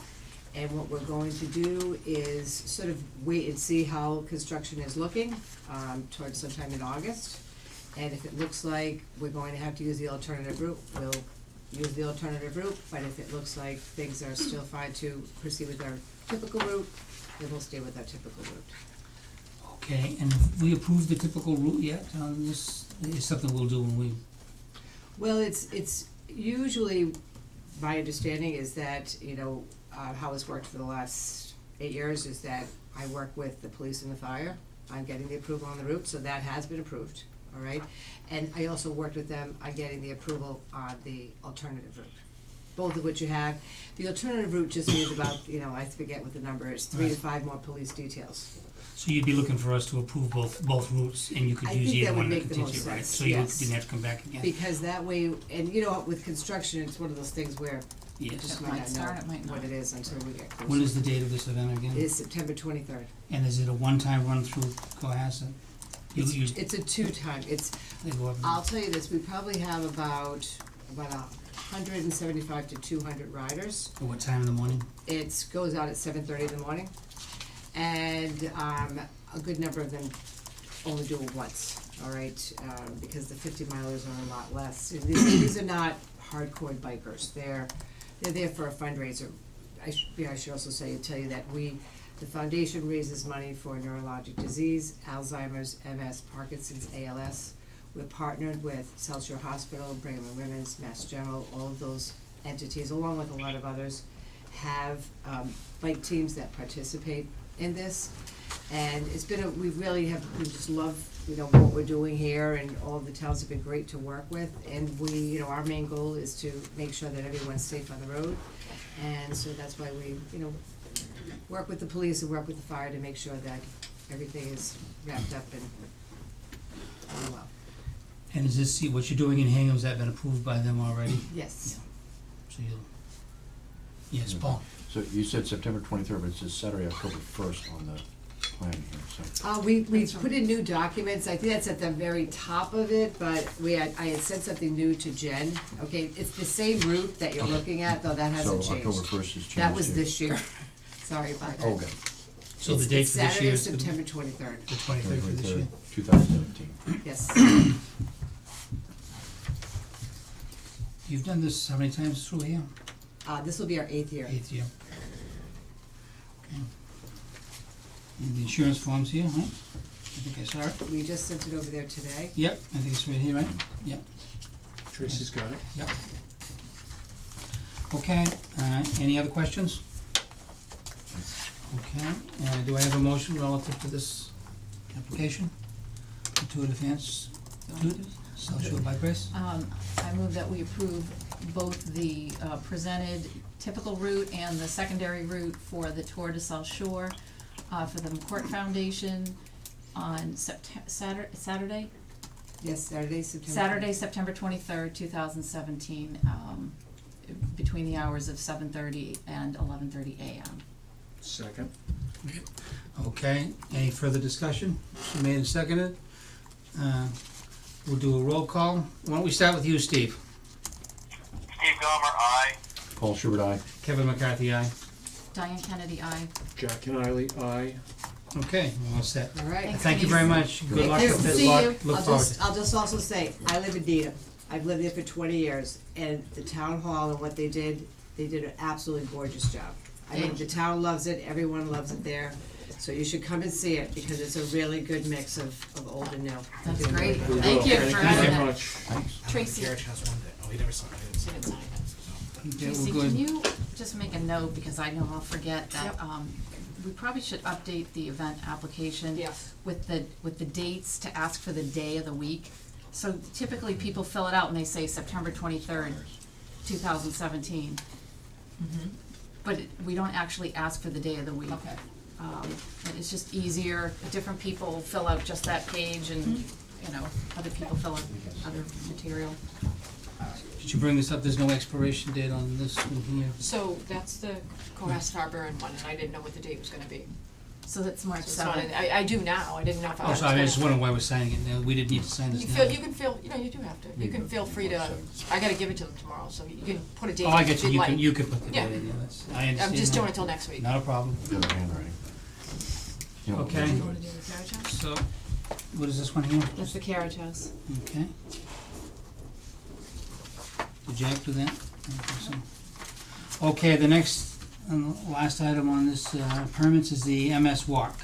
Is there anybody here? Yes, Come on up, please, introduce yourself, and Emily Christian, I'm the logistics manager for the National MS Society. how do you do? Good, how are you doing? Welcome. So we're requesting permission to hold our annual MS Walk. The date is set for May 6th, it's a Saturday. We've done this for about 13 plus years. It usually brings in around over $100,000 for our charity. We're looking at about 500 participants. We have them park at the South Shore Music Circus, and then we bus them over to the South Shore Community Center, where it will be the start finish. Registration opens at 9, the walk starts promptly at 10. We have 2 route options, a 6 mile and then a shorter 3 mile for those with MS that cannot make the entire 6 miles. We have the whole thing wrapped up and cleaned up by 2 o'clock, and they will be bused back to the music circus after they have lunch. And the people being bused back, they park at the music circus, Correct. they have to be coming from out of town, whatever it is, that which, We have, just because it's the number of participants, we've been Right. asked before years prior to park them over there and then bus them over to the start Right. finish area. right. And you've done this 13 times. Over 13 years, Yeah. I don't know exactly. Okay, And construction shouldn't be a problem at this point, correct? No, won't be till September. Do we know when the Little League parade is? Have we heard from them yet? We just got it, yeah, we got an application. Is it the same day or is it the prior I Saturday? think it's prior. It's, okay, doesn't, I mean. Yeah, it came in, it's not. I have a feeling they've been the same They week were last before, year, but. and then, yeah. I think they're going I think they're going the opposite direction initially. Like Yeah, and they one get, goes into town and one yeah, goes and out. Little League gets out pretty early, I mean, Yeah. they go out really early. so they did occur on the same day though, and it worked In the somehow. past, I don't think it came in on the same date this year, but I'll Okay, check. Yeah. it doesn't matter, I just. We're gonna look at that at another meeting, I take it. Yeah. Okay, Saturday, April 29th is the Okay, Little great, League parade. perfect. okay, any other questions, comments? All right, if there isn't any, I'll take a motion. I move that we approve the Walk for MS Cohasset event on Saturday, May sixth, 2017, between the hours of 7:30 a.m. and 2 p.m. Second. Okay, motion made and seconded, any further discussion? Hearing none, I'll do a roll call vote, we'll start with you again, Steve. Steve? Sorry guys, I heard the end of the motion, that was it. A motion's been made and seconded relative to, the MS walk. MS Walk? Yes. Did you hear? Okay, Steve Gomer, aye. Paul Schubert, aye. Kevin McCarthy, aye. Diane Kennedy, aye. Jack Kenneally, aye. Okay, good. Thank you very much Thank for you. doing this. Good luck with it. Thank you very much, good luck. Thank you. It's a great cause, that's for sure. All right, the next item is a review of the private way policy. Now, just a sort of a background on this is the selectmen a couple of months ago established a policy relative to private roads and how they can be upgraded or and possibly even have a policy relative to having it becoming a full-time public road and so forth. So we established the policy, and so the next stage in this is the implementation of it in terms of what are the steps that are needed if anybody, if any community or any street wants to go ahead and implement our policy. So we thought it would be good just to have a review. I mean, the selectmen don't do the procedures, that's for the town manager to do, but I know that questions have come up, and it's a major policy and a concern of the Board of Selectmen, so we wanted to sort of publicly review so that it was clear to everybody how that policy is implemented for those streets that want to participate in it. Having said that, I'll go ahead and turn it over for the review to the town manager, Christina. Thank you, Mr. Chairman. So there's 3 concurrent things going on at the same concurrently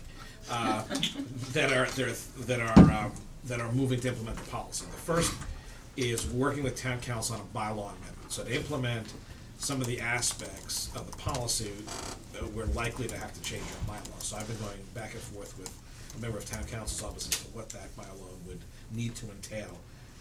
And I expect to have something for all of you next week, well in advance of the next meeting to chew on, which I think we'll be able to implement pieces of it, right? So that's step 1. Well, before, can we just one second? Yeah, sure. Have we had those in our, we haven't had those. No, you haven't seen presented. that yet. No. But are they numbered in our package at all? I mean, have we anticipated where You know, they? you'll be getting I think that conversation is either the 14th or 21st, I don't remember. But if we did, we'll be adding another warrant article, is that right? No, there's already a placeholder. There's a for it. placeholder in there for I think that. there's already a placeholder for it. And is it one warrant article? It'll just be one article. That would cover, and you anticipate anything major in terms of, is that? I mean, we're looking at whether or not a modified version of another town's bylaw is the simplest way to go. It's kind of like what we'll talk about later on the marijuana moratorium. You know, if something's already been tried and true, let's not make the wheel again. Let's find the wheel, tweak it to our needs, and make use of it. So, So it would replace the bylaw we have now? yes, it was, well, yeah. The bylaw we have now allows for emergency repairs, which the state law allows anyway, so we can still do that. But the process in that would be totally replaced by a new Because living process. it suggests a petition process Yeah, that yeah. Okay. we've used. And this would the new policy goes in a different direction. Okay. So the first step would be the bylaw thing, and that's being acted on, and we anticipate to have that at the. And that has three pieces too. So one is all of you guys have to say yes, and then has to go to town meeting. Then we'll have to get approved at town meeting, and then the third piece is the Attorney General's office always reviews Right. bylaws. That's part of the rules to make sure that they're in conformance with state law. That could take 30 to 90 days. It depends on how busy they are and how much they've gotten. Typically, we get our approval sometime in the summer because we're in beginning of May, and a lot of other town meetings happen to be around that same time. So we typically get a green light sometime in the summer, and that's when the bylaw would go into And by three of us, you said three of us would have to agree to put it on the warrant. Well, the board has to put it on the warrant for Right. starters, right? And then it would have to be approved by town meeting. Right, so, but our role would be to put it on the warrant. Correct. Yeah, not to approve, yeah, okay, and then the town meeting would be. So that's is that- one of the parallel pieces. Yeah. The second is a multi-year road plan with a funding source. So that's something that Brian and I have been talking about, and we're gonna be presenting that to you as well, and you'll get that in advance of a future meeting to chew on before we actually talk about. Okay, just for the public's benefit, what is that in more detail? We've been doing roads year to year. We're going to propose a multi-year solution that'll have to be addressed multi-years to tackle, to set aside a pool of money so we can do a chunk of roads over a period of years, and then free up some money so we can potentially set up a revolving fund to start, if the board so desires, a way to start up some repairs on private ways. At least get the seed money, and even if you do a my brain is Enterprise? no Lean. Betterment. Betterment. Thank you. 2 points. Thank you. If we do a betterment, we still have to front money. We have to Right. borrow. So we need some seed money to get that going. So that would allow some money to be available for that. So that's in the process of being crafted. Okay, so would that be, in layman's language, so to speak, that you're gonna delineate a number of streets that you're? Well, that's the third piece. So the second piece is just relative. It's just to get a funding source, correct. So you're gonna For any talk about roads. how if we elected to participate, what the funding source would be. Right. So you're gonna present that to us in the next few weeks? It's scheduled for another meeting. Right, now, would that be something that town meeting would need to approve? Yes, because we'd likely include a Set up a bonding fund. authority. And capital budget, I'm sure would want to opine on it as well. You'd probably want them to opine. But you look like you'd be on track to have that, so Yeah. that we could make a decision on it before town meeting, is that correct? Correct. All right, that's step two. Diane, you trying to get in here? The third is to categorize the roads as well. I mean, so one of the things is that the policy said, okay, there's classifications, and I'm rusty on this. I forget what I finally called them, ABC or. I think we ended up ABC. Right. I was trying to make it simpler. So Kevin. Brian Joyce, our town engineer, has a intern in his office, and he's having him work on, just making sure that we can sort the roads all to those, get them in a nice JS layer, be able to print the map, so we can actually say, okay, well, how does it look? What does it affect? How are So we? would that involve an analysis of every road in Cohasset? Just Yes, but we have basic information on most of them anyway, and the ones we don't pretty much fall in category C anyway. Right. The little private ways are identified. The main roads we So know. it isn't as big and complicated as it sounds initially, is that? No, because we know where the road. I mean, there's no secret roads in town that I'm aware of. Well, if they you are, say they that could- with caution. Right, but they'd be private ways anyway, right? There's no secret public ways that we're aware of. No underground railroads here or anything. So the goal, and again, we know the dimensions. I mean, work's already been done on dimensions and width and length and history and all that other stuff. So we'll be able to do that. I mean, actually, some of that's already done for all intents and purposes, but putting it into a format that's usable by the board is really the key, and that's, we have an intern that's working on it. Okay, so you say usable by the board, you mean us? I mean, what Yeah, would we be doing with that? Well, because, and also by the public, so one of the goals is to have this public accessible, so everyone can know how Where their they road stand. falls, right? What is their road classified as? Right, but we're not gonna be voting on this, right? No, but also being a tool. You're doing this as a tool, right? Yeah, so you can say, okay, that we have road A is coming to us. Yes, so it clarifies the Where- landscape of what the Yeah. options are, yeah. I shouldn't say road A, but Aardvark Way, okay, which does not exist in Class to my knowledge, wants to come. They're classified as a, look at the map. The map says they're B, built in yada yada yada. Gotcha. And so it becomes a resource. But ultimately, we're the ones, according to the policy, that are making the decision on whether they're a candidate for repair. Right. Correct. Which is kind of a. I mean, That's a whole different Right, that's a whole discussion. different beast, because I don't feel qualified to Well, part of it discuss whether a you road is, you say to Public Works what you're, Right. assess it and come back to right, us. so we'll need to Yeah. then delineate how that communication happens with the board. There's some other process steps I think we probably have. Those aren't things that have to be bylaw or anything. Those are just operational Right. things. Right. And the first time we go through the process, we'll make it up. So I have a question, as far as if you need a betterment, the upfront money, who would carry the note or the loan or the responsibility? The town does, and then the charges are against the homeowners, the landowners. So from an accounting point of view, that would be basically a lien against the town? Would it be- Well, no, How would that- it's all being backed by the, I mean, look, any bond the town issues is technically being backed by the town. I can have bond counsel give you more of an in-depth opinion on that, because we've done this with other projects, so. But there's a whole, So there's it wouldn't necessarily impact the rating of the town or anything like that? well, it has to be paid. I mean, so we have to set up a mechanism so by which we collect the money and pay them on time, which basically becomes part of your tax bill, so, there is a whole mechanism for doing this that's well established in the state of Massachusetts. Yeah, that's my point. I mean, there are methods to do this and ways to do this that are. And we haven't, we wanna obviously set that up. If the board says, okay, we're ready to go, we'll make sure that our accounting system is set up so that we can track if there's one of them or 10 of them, because to making sure that the treasurer collector's office has it, that's the tax bills properly, and that's just mechanics, so, but we can, that's something that has to be established. Dane? Yeah, just in terms of the multi-year plan with a funding source that you're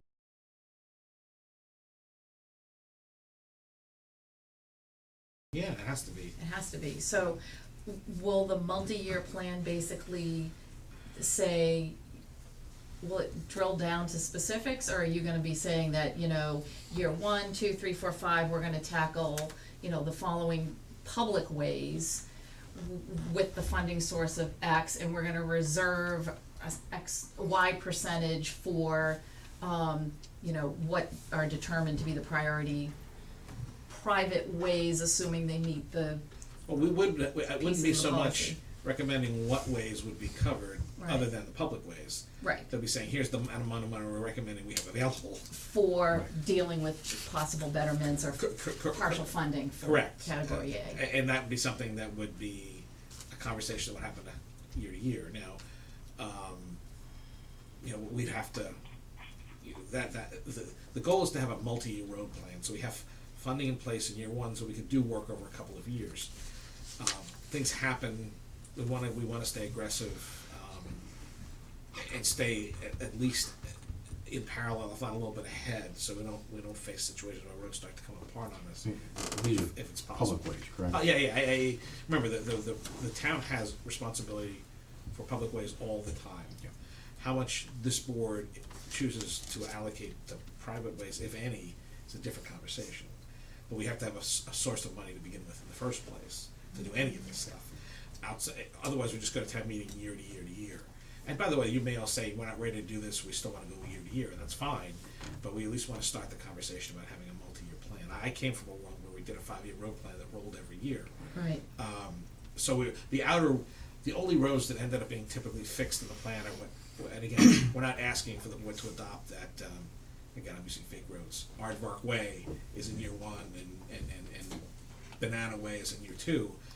That would be a DPW. It's like, here's the amount of money, and we'll let you, here's the plan, so everyone knows where it is. There may be tweaks based on gas main replacements or water or sewer, but we now know that we can fund roads for the next 3 years or 5 years with the, here's the state aid is this piece, this other funding is this piece, here's how much we can do, and that can move us ahead, 3 to 5 years with guaranteed funding, hopefully. Yeah, I think that's a great idea, because it's something that is absolutely gonna need to be done every year. There's maintenance that's required. It's not like a town building that's gonna be built in any given year, and then the maintenance costs carry with it. This is maintenance every year, that you're gonna have some mileage of road that needs replaced, repaired, fixed, repaved, culverts put in. I think it's a very good idea, as opposed to once a year, which, Right. And hopefully with eventually better, tighter asset management inventory, just an infrastructure piece of it, will be able to more that pavement management and other infrastructure.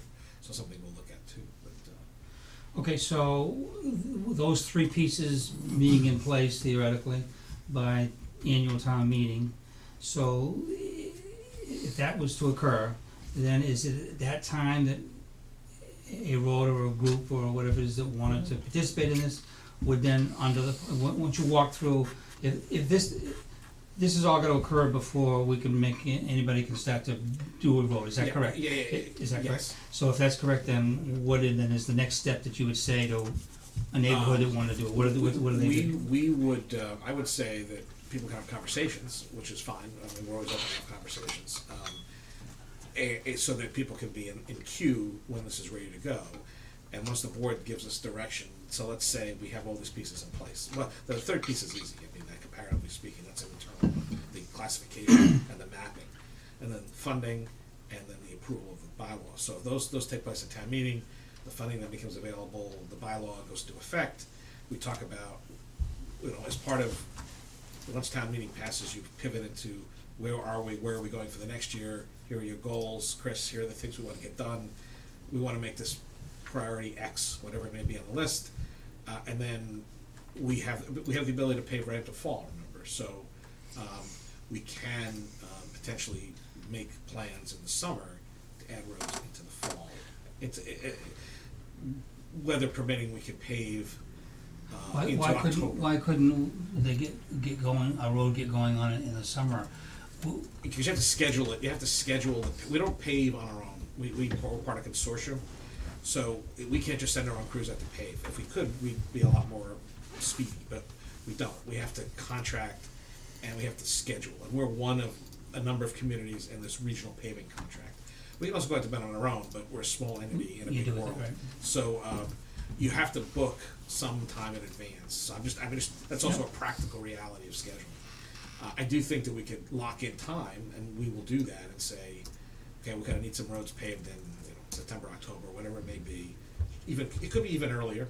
Could be in August. So after the town meeting and the three pieces are in place, is the Board of Selectmen then to approve going ahead with this? Because it seems to me the three pieces being in place means go ahead. Right. Well, at that point you say, okay, at that point you have to decide, well, what are we gonna do? Are we ready to start entertaining applications? Because you don't have Petitions, to. yeah. I mean, the policy doesn't say you must, it says you can. Right? Or doesn't the policy imply that someone can come forward? If someone They comes can. forward, so then we should address it under the policy then, or was that? Yeah, but the board Or doesn't. we could say no if we want, was that right? Yeah, I mean, remember, it's an avenue where one does not currently exist. Right. It's not mandatory, but it opens up a pathway that doesn't exist, well, it didn't exist. Okay, well, it just seems from a practical point of view that after the annual meeting, it seems that a meeting soon after that, we need to have on our agenda addressing this and deciding how we're going forward. That's a And practical then reality. move forward based on the three pieces theoretically being in place, is that right? And then if that worked out, then we could be looking at some projects in the fall, is that right? Yeah, perhaps late summer, but I think Yeah. fall's more. Wait, so, the one thing, it will have to go to the Attorney General's office. The bylaw, So, yes. the bylaw will. So, they will typically triage it according to, what the level of importance of the bylaw is. So the Attorney General will typically triage from all the municipalities in the state, those that need to get done quicker than most. And so depending where this falls, it may be 30, 60, 90, Right. 120 days before it gets done. So there's gonna be a lag there, and so it doesn't. Okay. not- It's up to 90 it's- typically. Yeah, but there'll be a lag period there, so, I would expect marijuana-related ones to get real close scrutiny. that's right. I would say some of these others might They might just wanna get them done with. get a little bit faster, but I think also there was some delays a couple of years ago. There was all those early retirements. I think they're stabilized again staff-wise, so I think they're turning things over a little more quick, well, a little more traditionally. And those, those marijuana bylaws may very well take longer to vet at the Oh, Attorney yeah. General's level. So you may see a delay in those routine things that you'd expect to get done. That's also possible. It really depends on how many people adopt things that are, remember, we're one of 351 cities and towns. The state's looking at pretty much all of them Right. for ordinances and bylaws. And we're in a peak, spring's the peak town meeting season. That's when most bylaws are adopted by most municipalities. But typically, we get the response in the summer. Sometimes it can be early. I can check with Carol on some of the dates, but, and council monitors it. So, it's people looking at it, they call council with questions if they have questions. And we've been pretty good on the track record. In fact, we just got our special town meeting was back, I don't know if ago, Right. maybe. So, because we made did we just do something special? We tweaked the fire, We we did. tweaked the fire, The they fire. approved that. Okay, So- let's keep on The what roofing we're of doing. the solar panels. Yeah. Diane? Okay, so, I just, one of the things, be perfectly blunt, there's a neighborhood that already has a petition in. And I wonder whether it's something we can at least talk about, not necessarily tonight, but once we have a bylaw. Because even if the bylaw gets tweaked, it's really just, there's a bylaw that says you can petition to have a road, what is that, is it accepted? I don't think There's two- moving forward with There's a two different- petition would negate any, it would be contradictory to any of the proposed bylaw changes. No, except at the moment, there isn't a mechanism, That I get. right, to do anything. So the bylaw has to allow, right now, our bylaws don't allow the policy to be implemented. in Is its that current true, form. though? That's what council, I've gone back and forth. Remember, I'm trying to be, we're trying to be, we don't wanna go forward. The worst thing, I don't wanna be belts and suspenders, right? But by the same token, I wanna go forward and have everything blow up because someone Sure. says you didn't do it the right way. Right. We're better off dotting the i's and crossing the t's and moving in an expedited, in a reasonably expedited manner.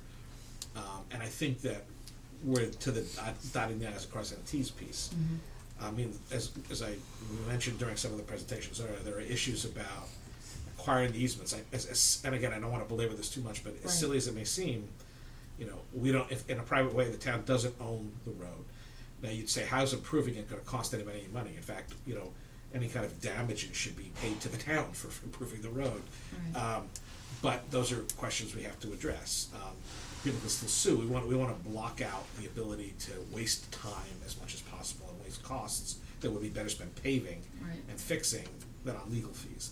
So, that's some of the conversation that we're doing, having with council. Yeah, one of the things, I just think when we discuss this, in terms of the bylaw changes, if possible, if we, I know we have a lot going on with, and we have a pretty big, warrant, but I would love, to have town council here, so we could really drill down on some of the specifics, cause there's a lot of things that I'm still not comfortable with in the private way policy that we adopted, including, 100% betterment. So in terms of expediting it, I would like to use some of the time between, town meeting, let's say, and when we can actually make some formal decisions. I'd like to use that time to do whatever we need to do to massage this policy so it makes perfect sense. So, so we're not, flying by the seat of our pants, because to be perfectly honest with you, I think asking for, 100% agreement on a betterment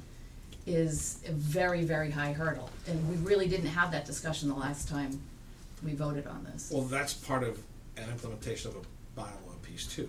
So, again, without So that will be without addressed in the relitigating this whole bylaw, question, yeah. the key, 100% sign off means no litigation, right? Right. All easements are in place. Right. Short of that, to be safe, the town may have to go through a takings process. Now, it's all formality, I understand. right. But you have to take the easement and do all of that, and so we have to have a mechanism for that, and approval for that. Right. And then if somebody sues, we'll say, okay, good luck, your damages are a negative dollar or a penny, right? Right. Come get your penny, we have it right here with the case for you. Yeah. But I've been having these conversations, and council's been cautious, and Yeah. I'm fine with And that. I appreciate that. I would love to have that conversation too, because, you know, I think that when we came up with it, I mean, we wanted to advance this topic Yep. for sure. But you can understand the frustration of the neighbors who thought, you know, we already presented you with a petition, we want our road done, we need our road done, everybody agrees our road should be done, and you know, so I think the community needs to hear these conversations with council, that it isn't that simple, and it's, you know, and we're being methodical and careful for a reason. There's a reason this hasn't been discussed in 30 years and Yeah, addressed, right? right. Because nobody wants It's to like touch it, healthcare, right? it's complicated. So, the Yeah. good news, and I've said this by the way, Christine and I had a nice conversation, and John and I keep playing telephone tag. For the first time, there's actually a path for help and assistance. Now, maybe self-help, but that didn't even exist before, right? And this town has an outsized number compared to some of our neighbors in private ways. So we have a mechanism by which the town can help folks help themselves, Right. which didn't exist before. So that's a big step. Right. You know, getting that fully implemented Right. there's still, you know, we haven't done it before. Right. And we want to do it right. Now, we're not going to do it perfect. I mean, you know, we're okay. It's okay if we have a couple bumps and make a few mistakes. I think we're actually on the path now to actually be able to do something this year. I mean, so, again, there's a finish line, right? This is we're really moving. And I believe me, government can move a little more slowly than I think people would like sometimes. But we are moving, and this is not a problem that happened 3 weeks ago. Right. This is a 30, 40-year problem that's now being addressed really for the first time in a modern way. I mean, you know, some of the way things were handled in the past, we'll just get it done. Right, right. You know, I can't Send do that so-and-so today. down there with their Send truck, so-and-so yeah. down there with a truck. It's like, Nope. yeah, it's not 1957, you know, you Right. know, that'll be the first thing on YouTube, right? So, you know, but we actually, we're on the path to really get something done. I mean, and there's, you know, this is real. Yeah, it's real gonna lead to actions. real Yeah. road opportunity for Yeah. repair and implement the policy. If there's anything else before, I will entertain a couple of things from the public if they want, but is there anything else from the board here Steve? before I? Diane, I could hear your comments. I frankly couldn't hear anything of what Chris was saying. But from He's what I not gonna understand repeat of your himself. comments, Chris is considering or contemplating recommending a process. You have questions with respect to folks on Cedar Acres Lane that had petitioned the board earlier. Is that about right? Sure. Yeah, that's about Yes. right. Okay. Yeah, my only comment is that I'd asked before this was originally adopted if we could delay it because I couldn't attend that meeting. And, that my concern was two things. One, we still didn't have a specific process for bringing projects forward.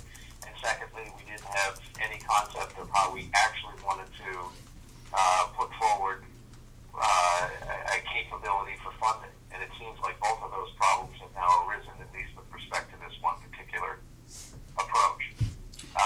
Seems like they're being addressed, so. Chris, I'm sorry, I couldn't hear how you were proposing to proceed, and so I'm afraid on He this can repeat all that again. subject, I'm still in the dark. Well, I do wanna say, because those two things you brought up are now being addressed, so you don't need to repeat the whole thing again, but. Yeah, can you hear me, Steve? Well, this is getting. Just pass it down this way. I know this sounds silly. Hello? All right.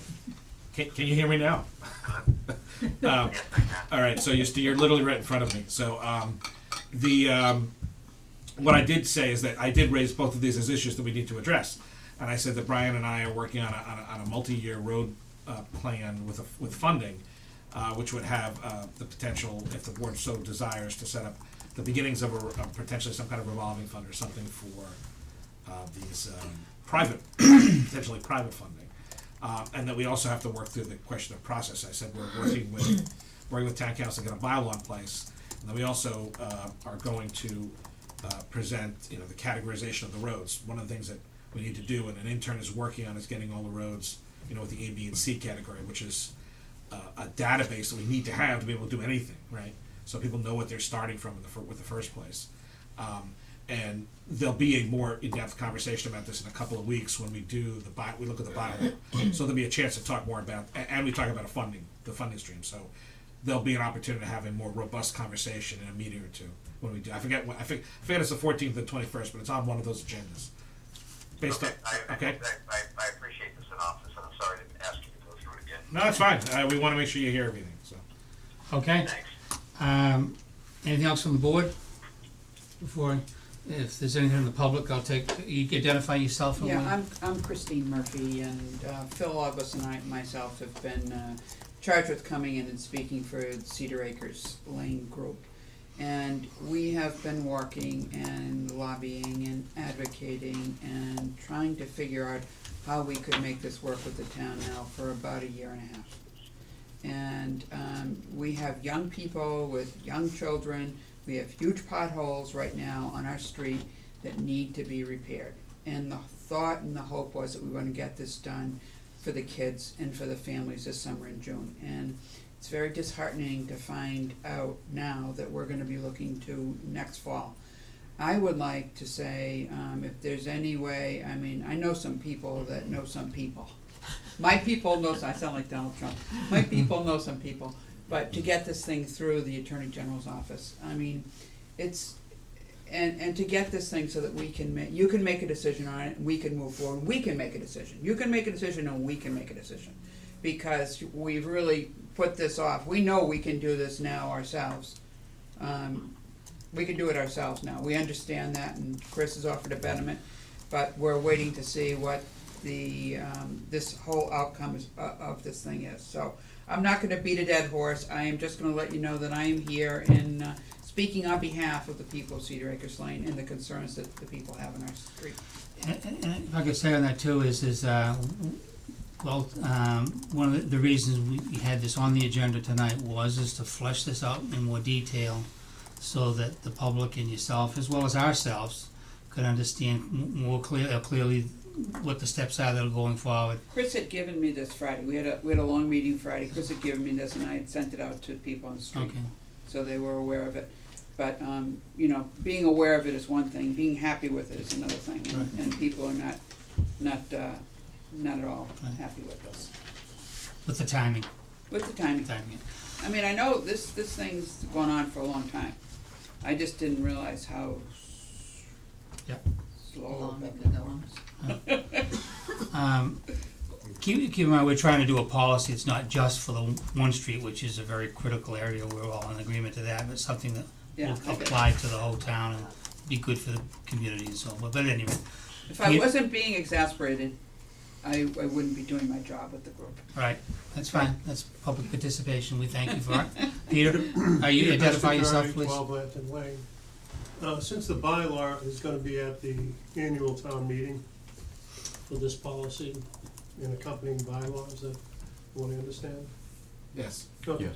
So is the multi-year road financing plan also included in that?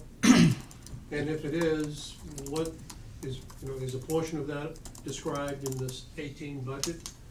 Or what's the contemplated funding mechanism for the multi-year road fund? Is it bonding, or is it a portion of it in the 18 plan? There's gonna be a proposal to put some cash in, as we have every year, to jump in with up to 90, right? Over and above the normal I think the primary source would be potentially bonding, yes. Thank you. Which would have to be approved all the way through, right? Town meeting would have to approve that. Yeah, I was just curious which way it was going. I haven't found any other sources. Okay. Any other questions or anything from the public? Okay, anything else, board? We'll be done with this then. This covered the subject thoroughly enough, all right? I thank everybody participating, all right? The next item we have on the agenda are a review of warrant articles and the placement of articles on the annual town warrant.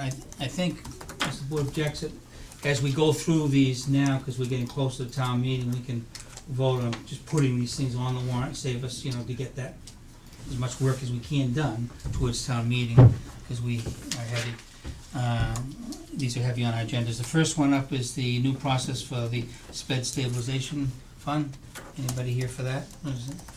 Katie, you wanna come up, introduce yourself and Alright, so Katie Dugan, 100 Black Rock Road, I'm here, as a school committee member, and I just wanted to pass around, a couple sheets of paper, many of which you've seen before. So, just to quickly update everybody, the actual, article that we put in a notice of intent from the school committee was to amend and reallocate the sped stabilization fund. And just to refresh everybody's memory, we established last May and funded at special town meeting in the fall, a sped stabilization fund under chapter 40, section 5B. And that, legislation allows for the 2/3 vote transfer in of funding to the sped stabilization fund, a 2/3 vote out, of funding, both using the mechanism of town meeting. And under that old legislation, there is no cap, although, as you know, we put in place a very detailed reserve policy that you adopted in October of this year. So there is a reserve policy that sets both a floor and a ceiling, for the sped stabilization fund. In August, the Municipal Modernization Act, the MMA, was signed into legislation, became effective in November, and as you know, that was really sweeping legislation, but as part of that, a small section included a, section 13E included a SPED, or Special Education Reserve Fund, and it's basically an update to this Chapter 40, Section 5B mechanism under the MMA. And what is different about it is that, unlike the old legislation, it requires a majority vote to transfer in money at town meeting. But the significant legislative difference is that it requires a majority vote out for transfers out. And it's a majority vote between the school committee and the board of selectmen, so it allows the transfers out of previously approved funds at town meeting in a real-time basis to address a real-time, unbudgeted, unanticipated special education expense. In addition, there's also a cap, which is legislatively put in place, and it's a 2% cap on net school spending, which for us would be about $300,000 based on our net school spending. And net school spending is a defined term that's used by DESE for Chapter 70 and other grant funding, so it's not an ambiguous number. You can actually search it up and see exactly what Cohasset's actual net school spending is. So we talked about this in the fall when we were putting in place the reserve policy, that the MMA legislation gave us this updated mechanism. What we're proposing is actually converting the sped stabilization monies into this new one. The article that Paul Durensis put together, it has 3 sections to it, so that's actually the first piece of paper that you have. The warrant article itself, the first section of it actually establishes the new fund that we're talking about under the MMA law, that's section 13. The second section actually transfers the existing balance of $250,000 from the old 5B fund to the new MMA section 13 fund, and then the third section of the proposed warrant article actually terminates the old fund, so there's not this residual fund hanging around. So we've got a proposed warrant article. There are a couple tweaks that I'd like to run by Paul Durensis, but mechanically, since we proposed this, town council said this is legislatively absolutely okay, and I like the fact that we're able to do it in one warrant article, obviously with 3 separate motions, and we're not caught with one warrant article passing and another warrant article not. And it accomplishes what we're looking to do, which is really just take the original legislation or the original concept behind this and just update the mechanism to what is under the new MMA legislation, which was really fully vetted not only by towns and communities like Cohasset, but also the MASC, which is the Municipal Association of, the Massachusetts Association of School Committees, and also MMA. In addition to the warrant article, I included in the second piece in the packet, and Steve, I will forward this to you if you don't have it after the meeting, the reserve policy, because there are a couple things that will need to get tweaked in the reserve policy that you've adopted. Just as an example, in the reserve policy that we have existing, we had a cap of $500,000. We will need to change that language to specifically address the fact that the cap under Section 13E is now 2% of net school spending. So there's things that we'll want to do just to make our reserve policy mirror the legislation that we're proposing guide this slightly revised reserve fund. There's other things like the old fund, the old reserve policy obviously referred back to the need to have a vote at town meeting, and under the new legislation, it's a transfer in that requires a vote, transfer in of funding that requires a vote at town meeting, but the transfer out is a majority vote by school committee and board of selectmen. So what you see highlighted in yellow are really just proposed revisions, but I didn't, and it was the suggestion of the full school committee that we just show you that there's a mirroring between the two, and obviously we go through a process working with both you and advisory to make sure that everybody's on board with the proposed revisions to the reserve policy, but I think the two kind of go hand in hand. The only other thing that as a school committee we've talked about is we are waiting to see the final guidance that comes out from the state regarding the implementation of this, and either the Department of Revenue or DESE can issue guidance as relates to the accounting mechanisms behind this. In this case, actually the DOR and DESE have agreed that DESE is going to be driving the guidance on this. It's their Office of Business Finance. They put out an advisory, which is basically the equivalent of what DOR does, the IGR, the Informational Guidelines. We had a call last Friday with Jay Sullivan, who is the Director of Business Finance for the state, and he told us that the advisory is actually coming out this week. Worst case, it comes out next week. So we're really close. From DESE, exactly, which is kind of the final guidance that interprets it. But we did also, thanks to Senator O'Connor arranging this call, have an opportunity to really ask all the questions that we had in terms of some of the particulars. There was nothing that came up in that call that either John Tuffy, who is our interim business manager, or myself heard that said, you know what, this isn't what we thought it was. It really just confirmed our understanding of mechanics of Section 13E. So from where we stand today, we've talked as a committee about having this put on the warrant for Maytown meeting. If for some reason we don't get the advisory, or there's something that comes up that surprises us between now and then, we could ask for to indefinitely postpone. But I think where everything is headed right now, between the legal mechanics being signed off on by town council, the fact that we have a advisory coming from DESE, very shortly, that we're feeling like this is a positive move, and we'd like to move forward with it. The advisory wouldn't be part of the warrant article that's voted on. Anyways, the advisory that's coming from DESE wouldn't be something that's voted on by town meeting, would it? No. Right. This is. So you just wanna have that to look at that before we voted on this, to make sure you could live with it. You'd like that you'd be agreeable to the DESE policy. And again, we're talking about pretty nitpicky stuff. Right, I understand. That The substance is done. The substance is done. I don't think we have to worry about it at all. This is That's really, what I say, I don't see why we're I not don't gonna, think the we have town's to not worry gonna look about at this. it. this is the schools and the district making sure that we know. We're comfortable with it, yeah. Exactly. For example, the legislative language says special education expenses, and it calls out specifically out-of-district tuition and transportation. Well, we asked specifically in our reserve policy, there are 6 types of expenses.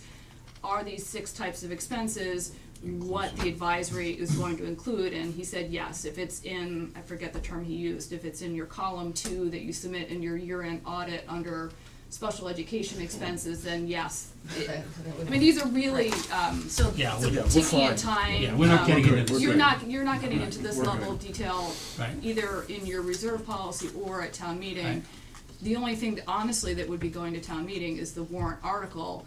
I would look to your guidance, honestly, whether I wouldn't presume to revise the reserve policy until after town Correct, meeting. yes. No, we do that afterwards. But my only point in kind of putting together just a draft was to say it's quick edits, and we would be able to do that over the summer. Yeah, I mean, I think what we do is, we do through the town meeting, then during that summertime, when it's a little quieter, we look at a number of our policies, this and probably a couple of others, and we'll be doing those kinds of things then. But first things first, let's address the town meeting, which is this warrant article, right? Yes. Okay, very good. Anything else, Katie? No. Are there any Thanks, Katie. questions? Okay. Chris, you okay with the way it's written up? Yeah, this is, one of the things that Katie pointed out is it's kind of been fluid, and Desi's taken the lead on giving direction on this, and I think we're getting closer to. But this is This- a I nice, think clean. This will get us where we Yes, need to go. Yes. It's pretty clear. So I was at an MMA legislative meeting today, and they're gonna recommend more changes to this legislation, but for what we're trying to do, I don't think it makes any difference at all. And you know, I think that when we talked to Desi, you know, there was discussion of the fact that there are, because the MMA legislation is so sweeping and there's so many things that are moving, that there will be tweaks here and there. Yep. But I think for the school committee, one of the big things was understanding and living with the fact that we now have a lower cap of, you know, closer to 300,000 versus 500,000. And then weighing off just the legislative mechanics for us. I think the transfers in make total sense, that it's governed by town meeting and it's an appropriation of funds. But the transfers out, having it be real time for unbudgeted, unforeseen during a fiscal year really outweighs any of the other concerns or reservations that we might have. So the 2% is on your appropriated budget, not your total budget, right? They take your appropriated budget and multiply it by 2%? Educational costs. Yeah, so net school spending is a little bit more, Inclusive. so our total, the numbers on Desi's website, that they look at our from fiscal 15, so pardon the numbers, but our total, school budget was actually 19 million, which was appropriated plus grants and revolving funds. Right. The net school spending number that's reported backs out several categories of spending, and I honestly couldn't explain without re-looking at it. The net school number for fiscal 15 is $14 million, so there's about $5 million less that gets backed out to calculate actually net school spending. So you have to go off of that Chapter 70 net school spending definition. So Okay. it takes your appropriated plus your grants and Some revolving, grants. and then backs off categories of expense that the state excludes to your net school spending number. But it's a documented formula, and it's, you know, it's easily trackable. It's just you have to know that that's what you're operating off, and that's where your 2% is coming from. Okay, so we're looking at $300,000 is your cap. maybe, well, it depends on what the, So again, that's a fiscal 15. If you grow it, which it has obviously grown, you know, it is it's $300,000. okay. Yeah. And Okay. just a little bit of background, the regional school districts have an available stabilization fund within their self-funding when it's through town meeting. They'll have the available stabilization fund under their own purview. So that's where the stabilization funds came out for the independent districts. And this is a means and mechanism to equate the regional districts to the standard independent districts to make it as easy to access if necessary during the school year, where there's someone comes in that's out of district tuition or something like that. And it's designed to make it a smoother mechanism for those. So you don't have to wait You till don't have to town wait till a meeting special to town give meeting. relief to a student. And so the regional systems had this available to them before They do, now? they have a available internal system of reserve funds, Yeah. because they're a pretty Interesting. much independent municipality for all. Yeah, They're for that operating kind purpose. of, they're being funded by multiple Yeah, multiple- municipalities. And so they're almost running on as their own municipality per se. Right. So we're good on this, right? Can we Yeah, vote we're this good. up? Yeah, we're good. What you can do is, we could take a motion to put this on the warrant. I make a motion, we put on Article 22 or It's actually currently Article 21, but Yeah, that sorry, doesn't just matter. title it, yeah. to put the article on, amend and reallocate special education stabilization fund as per the Municipal Modernization Act. Is there a second? Second. Any further discussion? Hearing none, all those in favor, excuse me, this is, will be a roll call, we'll start with Jack. Jack and Eiley, aye. Diane Kennedy, aye. Kevin McCarthy, aye. Paul Schubert, aye. Steve? Steve Gomer, aye. Okay, that's unanimous, Tracy. Thank you very much, Katie. Okay, thank you. Yep. Thanks, Katie. All right, the next item on our agenda is the denial of license and permits warrant article. So the, 20%. that is actually, Is that, 16 of the new version of the, or 17 of the, which one are you looking at? Where's the newest version of the warrant? Is that what we That got was from what Jen? distributed, yes, that was distributed. Oh, sent this afternoon? Yeah. I didn't get it this afternoon. I got one No, a few sent days it ago. Friday. I'm sure sent Friday. Yeah, okay, Friday. okay, all right, got that. So let me just take a look at, get that out if you don't mind. Denial of license. Yeah, basically, what this, What number are we on? Just so- 16. Who? Article 16. 16. what the, one of the things another thing the Municipal Modernization Act did is, I believe, is to, or this was done at the same time, this allows, what the town adopted some years ago was that if the treasurer would be able to notify on an annual basis, permit granting authorities within town saying, hey, Mr. X has not paid his taxes, you could deny their licenses and permits. And it's been effective in getting people to pay back taxes, excise taxes, et cetera. But that was only on an annual basis. Now, this allows the list to be distributed more often than annually, not just once a year, but it could be twice a year or 3 times a year, depending. You have to be delinquent at least a year, by the way. But this allows for updates more frequently than once a year. It updates the list of who's not qualified. But what would it do to their existing license under this? If someone has it's not, doesn't take away an existing license, but it can allow the denial of a review. When it comes renewal. So this essentially updates the list of those that may not be maybe delinquent on their You're taxes. delinquent. Yeah, And then we have it on an ongoing basis, and it's, this is pretty administrative. Yeah, Unless it I'm allows missing for more frequent updates. Right, yeah. That's all it does. So it's really and the treasurer said, hey, why not? It allows. Exactly, right. Yeah, allows real time. Yeah, It's called governmental efficiency. Council's fine with this language, we're good on this? I believe they provided it, so. And this would include somebody, Oh, and like if you don't pay your water bills, you might not get a beach Yep, sticker if yep. you've never paid them for a year or something. Yep. Or a building permit, or a business getting a liquor license or an entertainment license, all of Correct. the above. It hasn't, by the way, it happens very infrequently. You're right, that's But the good it news. just, it's an incentive for people, because people get reminded before they get to the end. You know, you don't get the 12 months being delinquent without being noticed multiple times, and now the warning says, hey, if you don't do it, we can withhold your permits. Okay, and we have this, in this, what's gonna be the final version, there's no further tweaks in it again? I don't think so, but even if it is, even if there's any minor language changes, it's not gonna change the substance of it. Okay, I'm just thinking relative to what motions we might have tonight on this. Any other discussion on this? Nope. Is there a motion to put this on the warrant article? I make a motion, we accept Article 16, place on the warrant for denial of licenses and permits. Second. Second, any discussion? Hearing none. We'll do roll call, Steve? Steve Gomer, aye. Paul Schubert, Although, aye. next Kevin- time Chris is addressing us, could you put the phone in front of him? Okay. We're having a really hard time Maybe hearing. move the Yeah, phone it's down in the here. middle, yeah. He's gonna talk most of it. Okay, ready? Kevin McCarthy, aye? Diane Kennedy, aye. Jack and Eiley, aye. Okay, so this is on the warrant, and considering the completeness of this, is there another thing we wanna do? Let's go for it, or are we jumping ahead of ourselves? Well, I think you Well, we- usually give the advisory committee a chance to kick Oh, that's these right, all sorry. around, right, before No, before you vote. Absolutely, absolutely. Okay, Okay, great, temporary moratorium on marijuana establishments. so, Excuse me, well, I don't mean to. it's critical. I was under the impression last time we were here that we were gonna discuss the scenic road bylaw tonight and have a vote on it. no. It's not on this agenda. I wrote it down for the 14th, I know we sat here the last time, if I'm mistaken, that's fine. Well, you mean for March 14th? Yeah, Yeah. yeah, March 14th.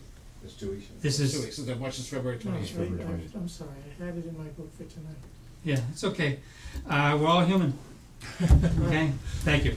But yeah, it'll be March 14th is when we have it for. Okay, thanks. Yeah, sorry if you No, misunderstood. that's one of my senior moments. That's okay. Like I say, we're all human. Welcome to the club. Yeah, right. Okay, so- marijuana establishments. Can you hear me, Steve? Yes, right now I can. Okay, so the board, as I think most people know, in November, a referendum was passed that legalizes, not just decriminalizes, but legalizes marijuana. Right. And it's a fairly, I think it's vastly more complicated than I think most voters understood, because it not only allowed for people to to smoke marijuana and to raise plants at home, but it also allowed for a very elaborate commercial industry to be established, which included not only marijuana dispensing locations, but also edibles. Everything from gummy bears and brownies and on, right? And there's been some great concern at the state level about creating an industry out of whole cloth in a matter of months. And a number of communities have discussed what to do. The state is still doing some work. The state has pushed some of the implementations back, some of the calendars back by 6 months. But a community, I believe it was West Bridgewater, became the first out of the box to adopt a moratorium, which has been approved by the Attorney General. So this moratorium will push everything back in Cohasset for 1 year until July of 18, which gives the town the opportunity to see what the state does and then decide what it wants to do as a community before any of this would affect Cohasset in terms of commercial only. The provisions that allow for carrying a small amount and growing marijuana at home are still in effect. That's not going to change unless the state does something. We don't have the ability at the local level to regulate those things, but we do commercial establishments. So this would give us a whole year to watch, learn, and then make a decision as to what to do based on what the state does. Does that make sense? Got it. Okay. Sure does. All right, any questions? Yeah, just a couple of comments. There are a couple of things here. One of them, which came up at the state level, was the Cannabis Control Commission is appointed by the state treasurer solely.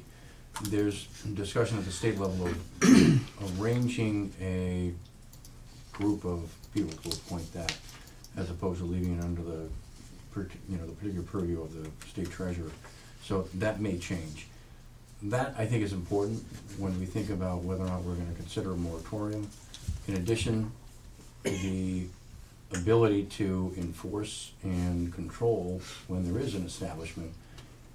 If the state level, you don't even have that available, we'd be left at the local level doing a lot of the administration and enforcement of when, where, what can be sold, how it's sold. This would not limit the personal consumption, personal growth, personal carrying, 10 ounces at the house, 1 ounce on your person, gifting to a person, 5 grams of hash oil. All of that is not touched from this article. This is only commercial production sale on town, in the town. So this is not a personal consumption moratorium. Okay, any other comments? Okay, if there aren't any, I entertain a motion to put this on the warrant. So moved.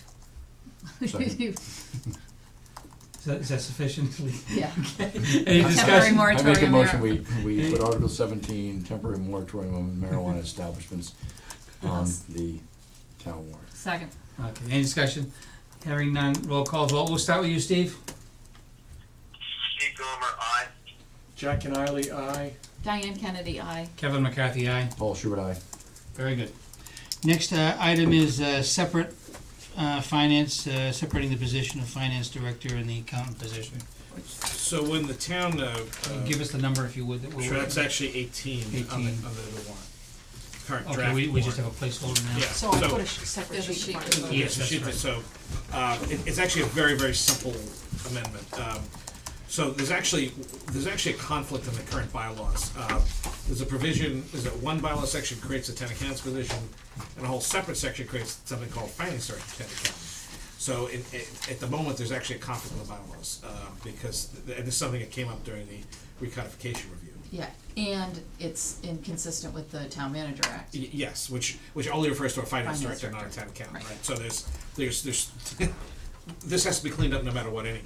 And this does not have to go to the state, right? This is our own, this is not the Town Manager Act. No, it's not the Town Manager Act. Nope. This is literally just the bylaws, right? The Town Manager Act is the Town Manager Act. It doesn't change. Because that's another issue. No. So all this does is clean up the bylaws. So, currently the what this would do would separate the positions, so that you still have to, the finance director still has to be one of three people. Okay, it has to be the town accountant, the treasurer collector, or a third person like an assistant town manager or something like that. And that's defined elsewhere in the bylaws? No, that's state law. Okay. That's state law. So what this would do would allow the finance, right now, this actually does conflict already with these other two, the Town Manager Act and some other provisions. It doesn't mean it can't be, by the way. I don't, at this point, I don't foresee us having a standalone separate finance director. I think town's big enough to need someone who does that, full time. But this would allow the finance director to be the treasurer collector. It could be the town accountant. It could be some third person. And again, this also allows that to be different in the future because who knows, right? So this is really more. It's substantive, but it's more just a cleanup than procedural at the same time. So all this would do would we take this section in the bylaws that talks about finance director, strike the words town accountant, and then everything comes into compliance. All the other documents that we talked about, the Town Manager Act will be That doesn't then change. conformed Everything once we else- did this? Right, because the Town Manager Act references a Right. finance director. So this would clean up those three disparities we discussed earlier, is that Right, this would bring the bylaws into conformity with the Town Manager Act. Seems to me this And essentially itself. gives more flexibility in your management of the town to have who does what positions, is it? It what this gives is the about? town more flexibility. Yeah. And remember that the finance director is still someone that has to be approved by the board, Right. all of you. And there's still a provision in the bylaws where the advisory committee takes part and it gives advice on the town accountant selection. Right. So Right. those are not changing. The only thing that changes, there's nobody here except for me. The only thing that's We have our changed is, TV audience. it's obviously this is not the most exciting article on the warrant. But it does, as you say, Kevin, give flexibility. Okay. Any questions on No this? questions. Make a motion, we approve what is currently Article 20, amendments to Cohasset general bylaws regarding the town accountant subsections. Second. Discussion, not hearing any, we'll do a roll call vote, starting with Paul. Aye, Paul Schubert. Kevin McCarthy, aye. Diane Kennedy, aye. Jack and Eiley, aye. Steve? Just one question, Kevin. We Is got, the we motion to place it on the warrant Right. or to recommend its approval? No, this is only On the one on warrant. warrant, we wanna have only one on warrant. Yeah, just Steve Nomer, aye. Yeah, that was clear in that, Yep. because we want to, all right, thank you. And the next issue is the new process for revolving funds. This is another extremely stimulating, Yes. theoretical, philosophical argument, so- discussion. Yeah, this is, What article number? let me just double check. This is Article 8. So currently, there's actually multiple kinds of revolving funds. The schools have some. There's some that only apply to rec, and a couple of other areas. Kind which we use, which allows an annual renewal of revolving funds with very specific limits. The Municipal Modernization Act basically wiped out. Schools still have theirs, right? But on the municipal side, it allows for one standard type revolving fund that would be covered, that would cover all the way around. It would be a bylaw enacted, so you don't have to reenact them every year. The only thing you reset every year is the spending limits. So as part of the budget process, you'd reset the spending limits every year. So this is, sounds to me, administrative, that'll make what we do every year less cumbersome and repetitive.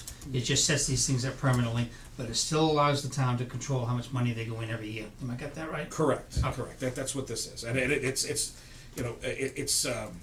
we have to clean up how this looks a little bit in the chart, That's but what it's otherwise, gonna be. that's exactly what it does. Okay. Yes. And one of the things it is gonna prevent is, in the past, you would have 1,000 different revolving accounts, and it has to be approved each year. Right, And each what would one. happen is that one wouldn't get approved, there'd be money in an account, some of it's spent from the account, entirely justifiable, and it would be basically a non-existent account. And what that's trying to prevent is those sorts of glitches that occur, and that's, you know. There's one other tweak to this. The State Department of Revenue has requested a delay in its implementation because what'll happen is that fiscal year begins July 1. The Attorney General will not have reviewed anybody's bylaws by July 1, or very few. So we're going to a new fiscal year, you can't have new funds that don't have approval, right? So you kind of have to have a two-step process where you reauthorize the old funds and then transfer them into the new funds. So we're still waiting on a little bit of clarity on that. Almost like we did earlier with the sped stuff. Exactly. So if we can do it in one nice clean article, I'm hoping we can. There's still a little bit of fuzziness on the process, but the concept, and we If we discussed can, it all we're the gonna same. have to go back in the fall and clean it up, or? No. The goal is to have it all done here with either a two-part article or two articles. Okay. One would supersede the other once it gets approved, so. All right. Kind of like what we saw with the special ed. Yep. Created, funded, Yep. remove it. Do you want a motion?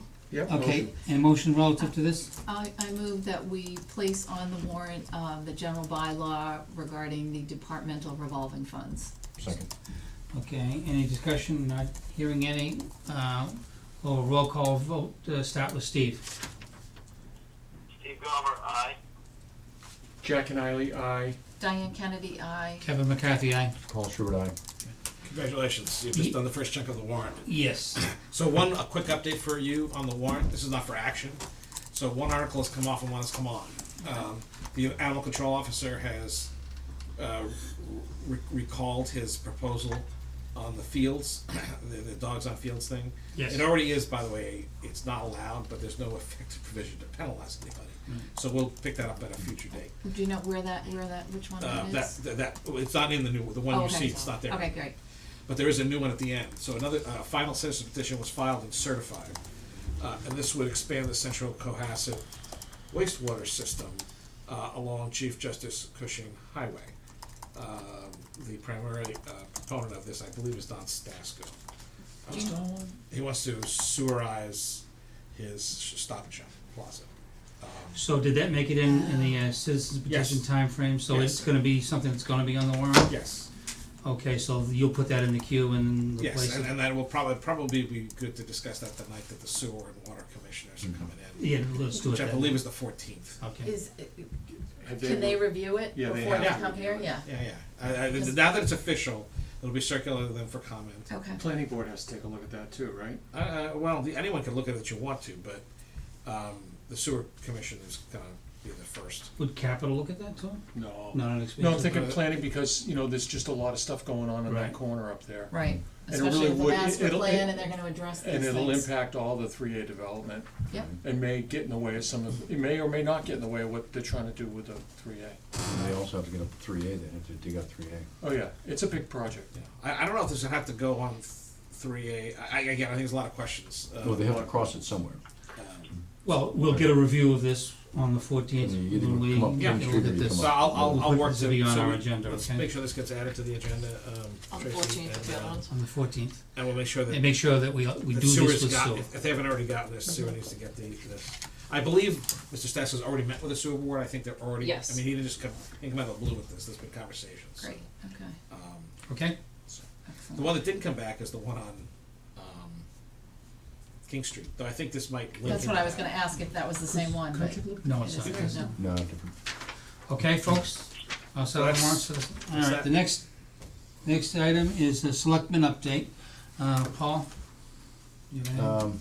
Let me see. The state budget, the numbers are quite good for the first week of February, and they're in the range of about 2.5% up from last year, which is good. All of the numbers for the state numbers are quite good. So I'm hopeful that the 9C cuts, in particular the school resource officer, may be allowed to be overturned through legislative action, and I'm working on that. Let's see, the other, I think that's the main one. Okay, I'm good. Diane? I just wanted to congratulate, Margot Critchfield on her retirement from St. Stephen's.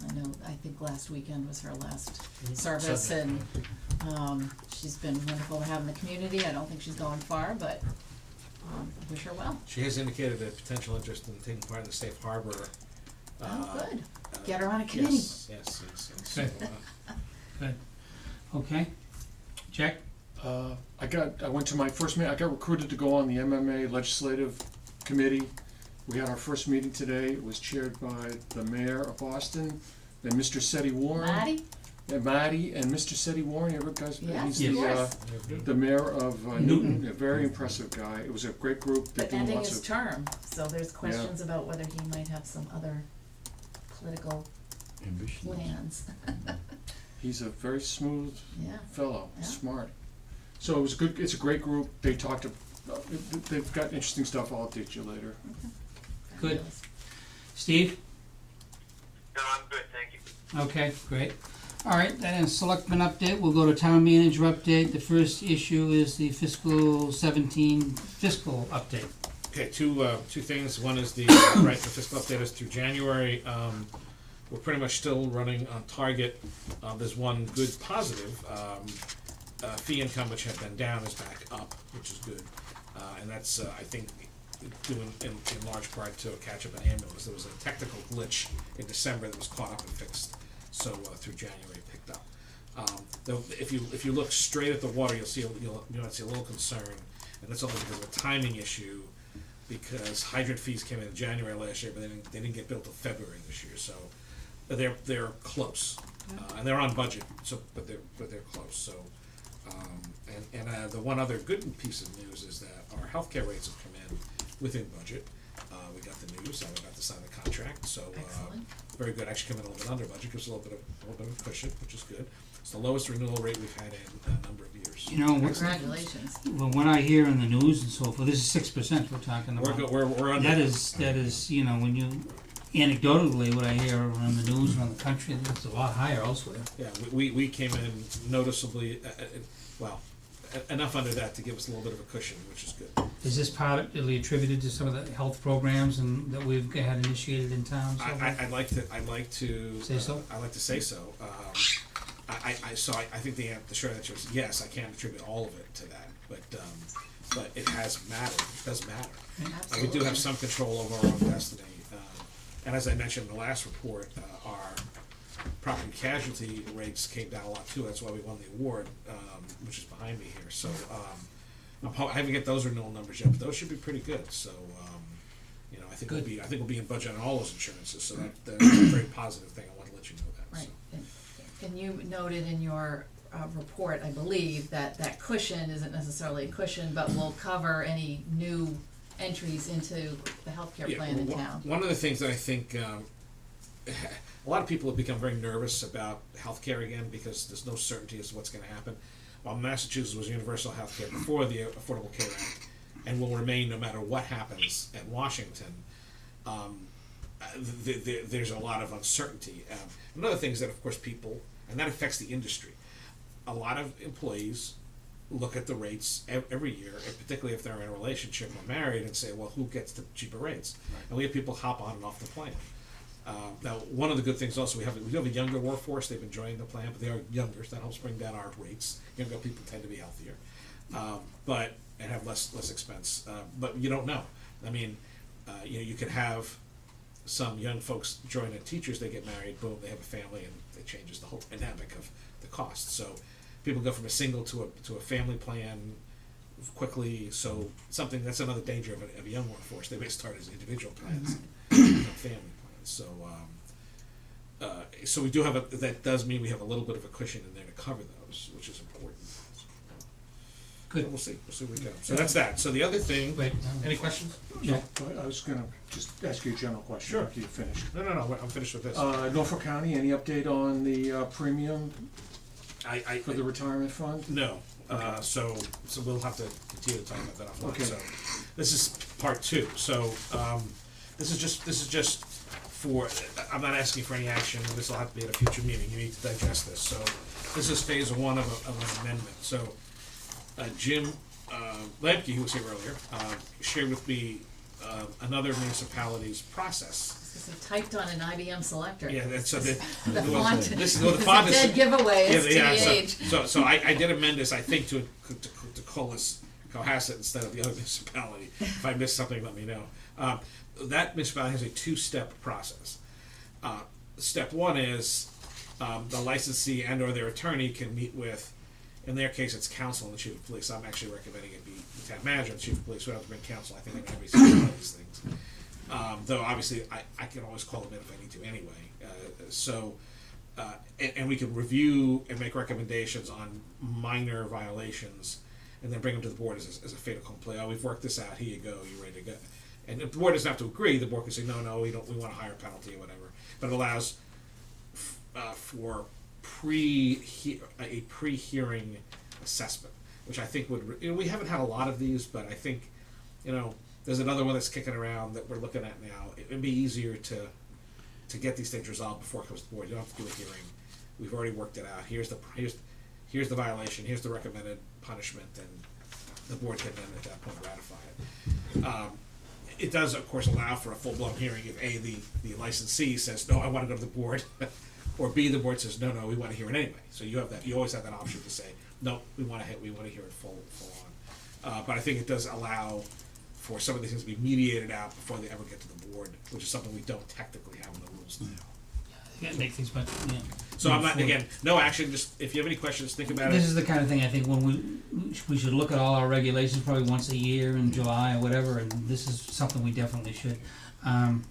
So again, this is my, if you want to communicate with Mr. Lamke about this at all, who actually drafted this for the other Mr. One thing without having read it all, it just would, before any of those meet, and I'm all in favor of that the board know those are occurring, that's all. That we be notified. Oh, of course, yeah. That there's, that is falling into this category, those discussions are occurring. We'd have a Someone process, I built guess, in. where, Yeah, but we could discuss violate, that. and then you'd almost get a report like you get from me or anyone, Right. or on events. These are things that are upcoming, and then we'll let you know. Yeah, because I mean, So this would be sort of like a magistrate or a plea bargain beforehand. it's If you want to call it that, yes. Pre-trial. Pre-trial conference is like what it is, and it could eliminate the need to have a full-blown, because once you get us involved in a full-blown thing, we have to then follow the very strict procedures, and you can get stuck in big that. public. And we don't wanna be, Right. It's much, we're working better with the community and our businesses if we work in a more fluid way.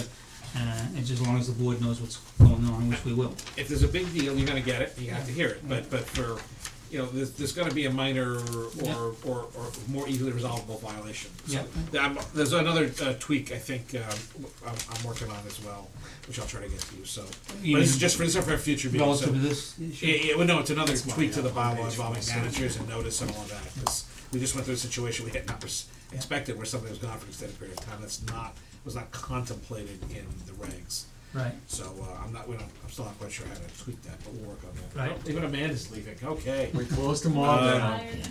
Last So, call.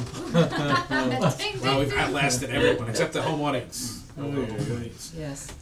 So, you let me know when you wanna put this on for consideration, there's no. No, I think we ought to do all regulations and after town meeting. Yeah. I think Okay. it would be an annual thing. Yep. that we do. I mean, these are the sorts of things that the Municipal Modernization Act went through and tried to. We're doing Cohasset modernization. Exactly, I mean, it's not a, it's not a bad idea, it's a way to streamline things. And you don't have this, Steve, I I'm agree. sorry, so, but you will. I mean, maybe we could do this in April, not, Yeah. after the town meeting work is done, but It takes a lot of work and a lot of time, so we just need to, do it at a time when we have it. Right, there's just some things to get around out there that if I don't have an alternative mechanism, I'm gonna have to bring them to you guys, and I don't necessarily wanna Oh. have to do that. What would this take we could do this in a half an hour meeting or something? I mean, after town meeting is done, and I'm saying you're in April, you're going into town meeting. Yeah, I'm saying meeting before We town made meeting. recommendations on all the warrant articles, The yeah. warrant's closed, So if you need this, fine, yeah, I'm flexible. Yeah, so only if, we'll let's set get- it for sometime in April. Chris, just, sorry, one more thing on that we've talked a little bit about, and I don't know whether we wanna queue up a conversation or we need to, but regarding, beach permits and things like that. Yes, so Carol and I have been talking about that, so, Is that something that you want us to take I- some kind of action in the I spring? think it's going to take enough of time that I think we might wanna wait till April at this point as Okay. well. And fix it for next year. I hate to wait one more year, but, we have a couple of thoughts. I wanna bounce a couple of things off you that are novel. Okay. And I think you're gonna need some time to digest, talk, and get the community's input. So I think we'd probably be better off doing that after Well, we're it prepped wouldn't for have town meeting. impact until the following year, Yeah, right? So, yeah, we may be talking July, or June or July on this. Yeah, but I think the sooner we, I Whatever. think, so we'll see when the, when We'll the do agendas town open meeting up. stuff first, right? Yeah, we gotta get town meeting around, and I'm trying to keep things that are not town meeting oriented off. Yeah, all right, So we're on target, by the way, with this, up to this point, we're now still we're on target. on the what, the warrants on? Yeah, so Yeah. next meeting, water, I formally invited water and sewer, we should probably send them an email saying that they're formally invited. The schools are already coming on the 14th, to talk about their budget. So it's a non-town budget night, or our side budget, plus there's some other pieces. And when will we start voting, when we see these, we're gonna be putting them on the warrant if we wish, when are we gonna start, when then we're gonna be waiting till get that advisory in school and wherever. I'd say you're probably gonna do most of your votes on the 28th, after everyone's had a chance to chew them and give Because you we'll their have those opinions. votes, we'll. You usually reserve your vote for But last. by then, the part of the purpose of this is we're looking at these, becoming familiar with this, so I'm gonna spend all night with it. Just- All right, Sorry, one more thing, just on that, the scenic roads bylaw. I was under the impression it was tonight too, so I think if it's for the 14th as well, we just need to know that's a pretty I full don't remember agenda. I don't remember if it was the 14th or 21st. I'll So, double check. well, you weren't here last time, and it was supposed to be tonight. That's what I thought, because I went and You called weren't here, Ellen, Lisa was here. you It know, was on the list. looked at Norwell's and everything, yeah. Okay. Yeah, but there was a Didn't get on reason the why you agenda. took that off, because I remember we We discussed that. discussed that. I don't really have anything to talk about yet, so I mean, Yeah, I there's haven't, we haven't done any internal analysis of it, so I couldn't give you any. Mm. But we will, We'll all have that in good order, right? yeah, I mean, again, I think we discussed getting, I think Norwell's our nearest neighbor. Yeah, because I thought it was gonna be on tonight, so I did a little research on my own, Okay. but that's okay. We As can long move it to as the board. as long as they know, as long as the proponents know, when to come in and Yeah, present it to us. yeah, Well, the agendas too are published, so yeah, this was published last Published, week so you- without it on it. so- Right.